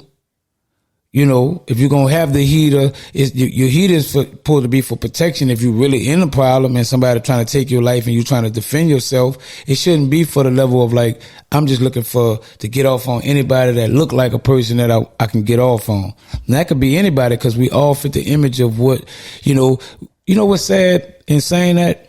We profile ourselves. That's a fact. Facts. You know, Facts. then we mad at the cops for killing us. But at the end of the day, we profile ourselves. We looking to kill us too. We looking for somebody that look just like us so that we can get off on it because he fit the fucking image. He fit the profile of what I don't like. You know, so yeah, it's a false illusion, bro. And I respect that. That shit took me way back. Yeah, dog. I respect that you even took time to talk to him because, like you said, that really ain't your business. But it was on your heart to do it, and you actually did it. And you know, hopefully, if it didn't save all of them, hopefully somebody in that thing was saying, man, dude was saying that real shit. Like, you know what I'm saying? Because I'm quite sure they got one of them that's taking it in. That's some real shit. Because that's all what it be about, dog. That nigga ain't gonna change every one of y'all out here. Can't. But one of y'all gonna take heed. And that be the whole method. For one of y'all to get on that type of time. And hopefully you could see the other one get on that type of time. Because the route that a motherfucker head down, I seen it before. It started with 5. Ended up with 2. And it's going to be too late, bro. So I like that. That sound like a ball. It's going to be 2, and it's going to be too late. It's going to be too late, bro. Right. And the other 2 probably don't learn until they go on a few jailhouse Josephs. You know what I'm saying? But some came to my fucking mind when we were talking about the men and the women. So, cause I want to bust a Yui about that. Like, I had seen some shit. I don't even remember where I seen it at, but I never forget the shit. When we were talking about what's a man part and what's a woman part, and I remember the motherfucker saying like, it really not fair to men because we get a role just being a certain gender. Like, it's automatically your role. Right. And the shit was like, picture if a boat was going down, like the Titanic, and they had men, women, and kids on there, and it was going down, and they only had enough survival boats to load the first few people. And they like, if a man try to go first, nigga be like, man, you a bitch ass nigga. You a man. Women and kids first. That's how it's supposed to go. Just because of your gender. Don't save yourself. Just let the women and the fucking kids go. Right? Mm-hmm. But on the other end, if they had women and kids and men in this house and motherfuckers was trying to shoot this motherfucker up and kill everybody. Oh, man, first. Man, go out there. Protect us. You see what I'm saying? Like, you getting roles just because of your gender. But is it, you know, maybe we getting those roles because of how we built, how we, you know, what we structure like. Or so just die because I'm a fucking man from off the boat? Or just die, go out there and get killed because I'm a man? I'm saying because of, you know, like women create that's some real shit for a nigga to answer, women create this thing called estrogen, which like give them a certain kind of way they think or the way they feel. And then they got men that get this thing called testosterone that kind of build up the ego, kind of build a certain kind of thing, which make us do what we do. See, we wire different, and there's different chemicals that's released in us that make us act the way that we act. So the roles that men take on is because of what's produced in us, and the women. That's why it could be like, he's masculine, she's feminine. You know what I'm saying? That's what separate like pretty much the Alpha genders. male. Alpha male, yeah. You know, they got alpha females too that they take on a role like a man, but you know what I'm saying? That's one to be a stud. Yeah, for the most part. Yeah, you know, but that stud get put in their place when they meet a man. Like, you know what I'm saying? You know, and we tend to, if you treat an alpha female like a man, you going to jail like you be a fucking woman, bro. Like, it's still a woman. Facts. Hey, that's facts. And you can't treat them like they no man just because they acting like a man. Like, why is you acting like a man then? And nigga, that's stupid. And talk about something super serious. Why is you acting like a man? And when you go to jail, you not going in that fucking man holding tank. Oh no! You saw the girl. This is some shit that happened a long time ago, and the little female was like, she was getting arrested, and she was like a stud. And so the person that's like doing the interview on her, like they harassing her, and they like, sir, she like, I'm not no sir. Yeah. I'm a female. Like, you know what I'm saying? She hurried up and jumped in the role of a female because she didn't want to even get treated like a man. But besides being in them cuffs and besides, you know, getting handled like before the police came, you was a man. Oh, you stood on the same grounds as the man stood until it was time to get treated like a man. Right. You know what I'm saying? I'm a female. Like, I heard her say, I'm like, for real? You know what I'm saying? And she looked so much like a stud that the interview person thought it was sir. You know what I'm saying? Damn. Because that's how much she had the low haircut, breast locked down. At the end of the day, the person who was interviewing couldn't tell if she was a male or female, because I looked at her like, damn, it's like a dude, but at the end of the day, it was a girl. Damn. And the girl came out. So we use that shit like white people use the white card with, I'm a white boy, like, you know what I'm saying? Thugging, acting like a street dude, you know what I'm saying? I'm a real nigga. Until the police go, excuse me, officer, it wasn't me. They jump into that lane, like, you know what I'm saying, when they use the card, bro. You know, and are they wrong for using it? Fucking right. You shouldn't be acting like no man. So you saying that they're wrong? Like, I think one time we talked about if a person use what they got the power with, it's only right that they can use it because they in a situation to use it. So, well, true that. Right. So I look at it the same way in this situation. If you in a situation where you can be, I'm a woman. Fucking right. Don't bring me to the man jail, like, or whatever, you know what I'm saying, or whatever. I'm really a woman, like, you know what I'm saying? I don't even want to have to go deal with them niggas in jail. Bring me where the women go at, like, you know what I'm saying? You ain't G'ing up saying, bring me where the niggas at. You really won't go where the women at when you go to jail, because you trying to yes Lord. Right. Hey, but I seen the motherfuckers. You say you trying to yes Lord. I seen the fucking studs so fine as a motherfucker, because they be having them baggy pants on and all that. So I saw it on Instagram. They be having a little cartoon. Why are you not in uniform? You saw that little, no. Yeah, it's like a little meme thing, and they'll come creeping out there because they'll be in regular clothes, and then a little cartoon character say, "Why you are not in uniform?" And then they go back behind the wall, then they jump out with the real shit on, like what they really is. Well, the thing set up to where like a chick will come in there, like with some regular little joggers on or some shit, and then they'll be like, why are you not in uniform? And then they'll step back, and then when they pop back on, then they look good, and they all dressed up. I'm really a woman. Like, right. No, this is a real woman, period. Oh, okay. You know what I'm saying? I'm talking about a real woman. That's what the meme for. Yeah. But it was why you not uniform as being a woman that you are? In so many words, right? No, this meme ain't got nothing to do with no stud. At all. I'm just telling you how the meme go. Right. I'm gonna tell you what happened with the stud with the meme. Okay, go ahead. I'm just telling you about the meme. That's how it go. Like a regular chick come out there and she just had some regular like day clothes on. Right. And then that's when the thing say, "Why are you not in uniform?" And then they step back behind the wall and they jump back glammed up. You hear me? So the stud used that. You hear me? The stud had walked up to him, look like a real motherfucking man, dog. And that bitch said, "Why are you not in uniform?" Boy, that motherfucker went behind that thing, came back dancing. I'm like, man, Stud fine as a motherfucker. Right, real talk. Right, a lot of them are like, I don't know why they won't be a stud, dog. I guess. Hey, but no, this is what I want to talk about before nigga get out here. Cause me, including myself, the New Year's resolution, I always make one of them bitches, bro. You do? Yeah, I always make one of them motherfuckers. But You gonna stop smoking cigarettes? Is that one of them? Nah, that been one of them before. Yeah. But no, most the very like the top two is like a nigga was saying, nigga count their money, count their checks, put this over here. What you gonna do with it? What I'm gonna do with it, and start eating like healthy. Healthy, right? That'd be my shit. But before Valentine's Day, You back to the same shit. I fucked it up, and I was like, man, March 1st. I'm gonna start fuck with it. June.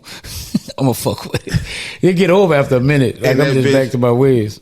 Nah, man. So I'm telling you, my New Year's resolution. That's my New Year's resolution for this New Year's. If you're out there, you better not fuck up your New Year's resolution. What's your New Year's resolution? I don't do that. You don't do that. That's a minor little goal. Yeah, but I don't do that, bro. And you believe in Zodiac and I Illuminati ain't and say I all believe voodoo in and all that. I ain't say all that, but I said I don't believe in that because I just do what I got to do, bro. Like, you know what I'm saying? I don't put no time like for as like this New Year I'm gonna do this. Oh, you know what we could do before we get out here on this episode, so we can let them know what's coming on our shit that we working on, that we can come out. Why you ain't let me finish what I'm talking about? Oh, go ahead. You ain't finished? Go ahead. No, go ahead. Say what you about to say. I have no New Year's resolution. No, go ahead. What you about to say? No, I'm past it because you fucked me up. You fucked no, my I ain't know mojo. what you about to say. You fucked my mojo up. Hey, no, that's why I want to do the shit that Let people know what's to come. yeah. Let's do it. Let them know what we doing. Well, yeah, put the shit in. Oh, What it's shit? right here. Oh, that's the first one. Oh, this the first one? Yeah, I put the other ones over there. All right, let them know what we got to come. Man, we got this NOLA facts that's coming out. Like what we talking about, the NOLA facts, the NOLA culture, the NOLA lingo. You know what I'm saying? So we deal 3 cards. You pick one. You know what I'm saying? I read off what I got, or whoever read off what they got. We see if you can answer it. And if you can answer it, you know what I'm saying? You're right. You know what I'm saying? And then we kind of elaborate on some things that kind of go into what the answer was. And we do the same thing. And that's just to kind of let people know more about the culture of New Orleans, what we got going on, things of that nature. But we're doing it from a fun perspective. Then we also give you a NOLA fact, something that's factual about New Orleans that you may not have known. And we kind of give you that to kind of like let you know what's going on in the city and what the city is made of from that perspective. So a lot of people that's out of town, a lot of people that's in town, we drop some of that know the facts, them know the Jews on you, and that know the lingo. You heard? Yes, sir. You heard me. You heard me. Nigga told me I get sliced across the head if I slice too many times. I mean, I cut too many times. Yeah, nigga better bust your head. And See, DCI. he stay in jail, but that ain't. Oh, That ain't jail. See? 2, 3, 3. You know the drill. Keep it real. You know the drill.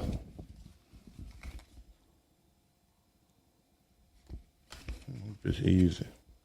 Oh yeah, I'm gonna use this one. This some real. I know you on This ain't only New Orleans. This I know around the you world. don't know that bit. So you dealt, so I should go first. Yeah. All right. So this is the first question. The first question is what color was the $1 food stamp? What color? Man, you think I don't know that? From the trenches, my nigga, from the slums, bro. I used to listen before we even do that. Before I even tell you the answer, how much I know that. Okay. Boy, you better not be wrong either. Hey, unless you fucking lie, or the, I ain't gonna never lie. Or the cards ain't right. You say what's? What I say? What color was the $1 food stamps? Oh yeah, listen, nigga. Probably know all the colors. Okay. I think the 10 was green. Hey, but look, check it out. No, let me tell you this. At the store, right? You only could buy certain shit for a quarter or a nickel to get the change from the food stamp. Right. So what I used to do is I used to take all the ones out there and just go to the store and spend a nickel. so I could get the change back. That's the only way you get real money from a food stamp. You have to buy something, to get the change. Right. So I used to take all of them, and my grandpa used to give me some, and then because I was about 14 at this time, and I would use them all the way until I get $5, and then I go tell them to give me give me $1 bills for the change, right. And I go get me a cigar and a nickel bag of weed. Say brown, right? You right. You got them dead right. See. I'm from the trenches, bro. Right. From the slums, I'm from the trenches too. I understood the answer too. You knew the nigga. You knew it before. Listen, bro. Before I told. Before the call, you knew that. Yeah. Let me tell you my food stamp thing. I wore a food stamp on a chain back in the days.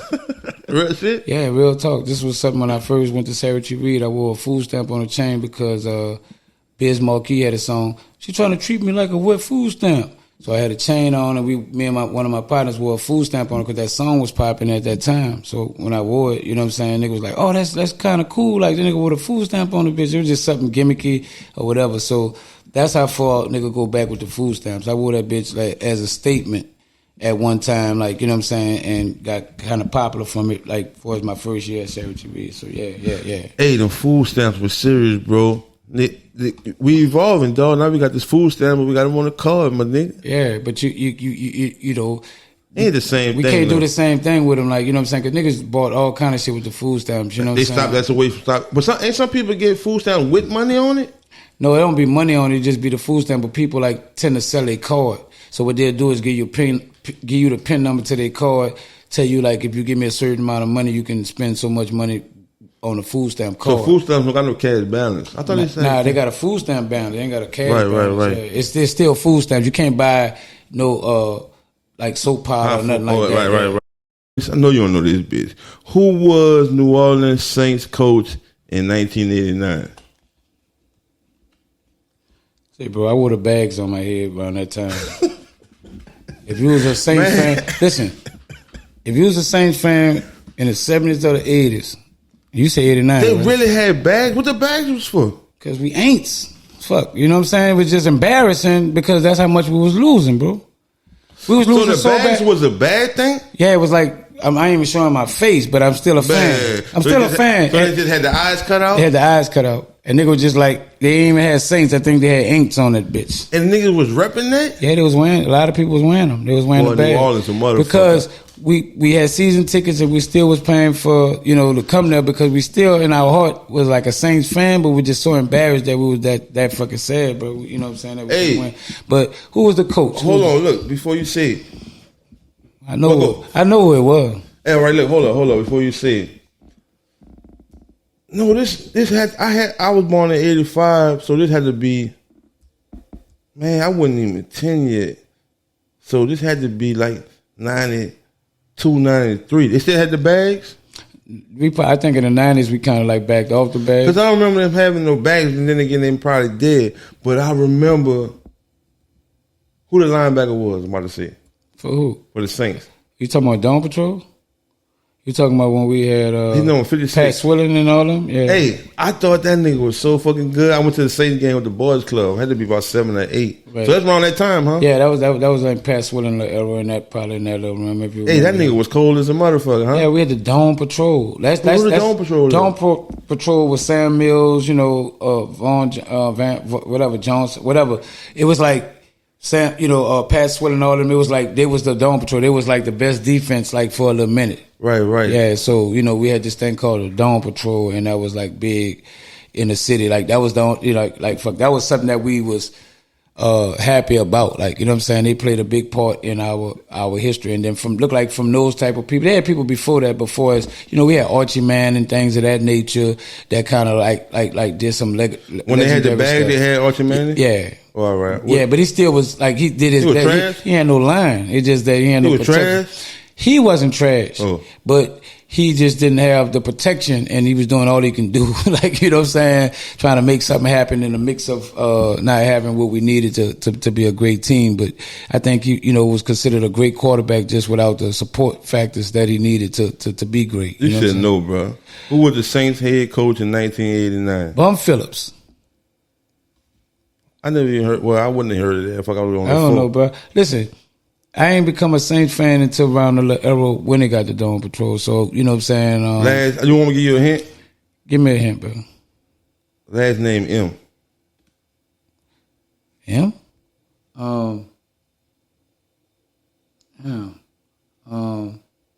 Ain't Montana, huh? Joe Montana, like that's the quarterback. I don't know, bro. Fuck. Let me think. Jim Moore. This bitch really got it. Jim fucking Moore, bitch. I had to think about. I had to dig a little deep on that bitch. Jim Moore, Man, nigga. this nigga. Jim Moore. Yeah, come on, bro. Don't stop playing with me, man. Stop playing with me. Don't tell me I don't know New Orleans when I know New Orleans. It might take a little hard time, but I'm gonna get the right answer. The Saints head coach, man, was 1989 with Jim Moore. And it's just out running our shit, man, talking our shit, bringing some laughter and some fun into the podcast and what we do, and still giving you some New Orleans facts and some New Orleans history. We got a million of these calls, man. So that what we got coming up. We still getting together, tying the loose ends. So let's know the facts, know the history, and know the lingo, man. You know the drill. Every Tuesday, every Thursday, 7 p.m. Be sure to like, be sure to comment, be sure to subscribe, man. That's real big for the channel. This New Orleans fact shit gonna come in the future. In a few weeks. So we getting that together. I go by Gas the Hater, man. I'm Mr. Meaner the Instigator, but before we get out here, I want to give him one fact. We did get a fact. I want to give him one fact. Preservation Hall, bro. You know, that's a spot in New Orleans in the French Quarter. It's called Preservation Hall. We performed in there one time before. So it's Preservation Hall, no air conditioners, no nothing, just straight raw, like fucking slave days type shit. Preservation Hall is the oldest New Orleans jazz club in history. In history? Of New Orleans, period. Like, because, you know, jazz originated here, so it's got to be in the history of all things. Right. Because if jazz originated here and Preservation Hall is the oldest New Orleans jazz club, like, you know what I'm saying? Like, you know, it's probably one of the longest standing jazz clubs, and to still be here. You know what I'm saying? I'm telling you, if it was to a time where we could still perform for it, you know what I'm saying? Like that's some real history. You know what I'm saying? So I just think that people should know that Preservation Hall is one of the oldest New Orleans jazz clubs. You know what I'm saying? In New Orleans. You know, and that's facts. And that's facts. I go by Gas the Hater, man. I'm Mr. Meaner the Instigator, man. You already know what to watch. Watch this. Don't watch that other shit. Yeah. Boom.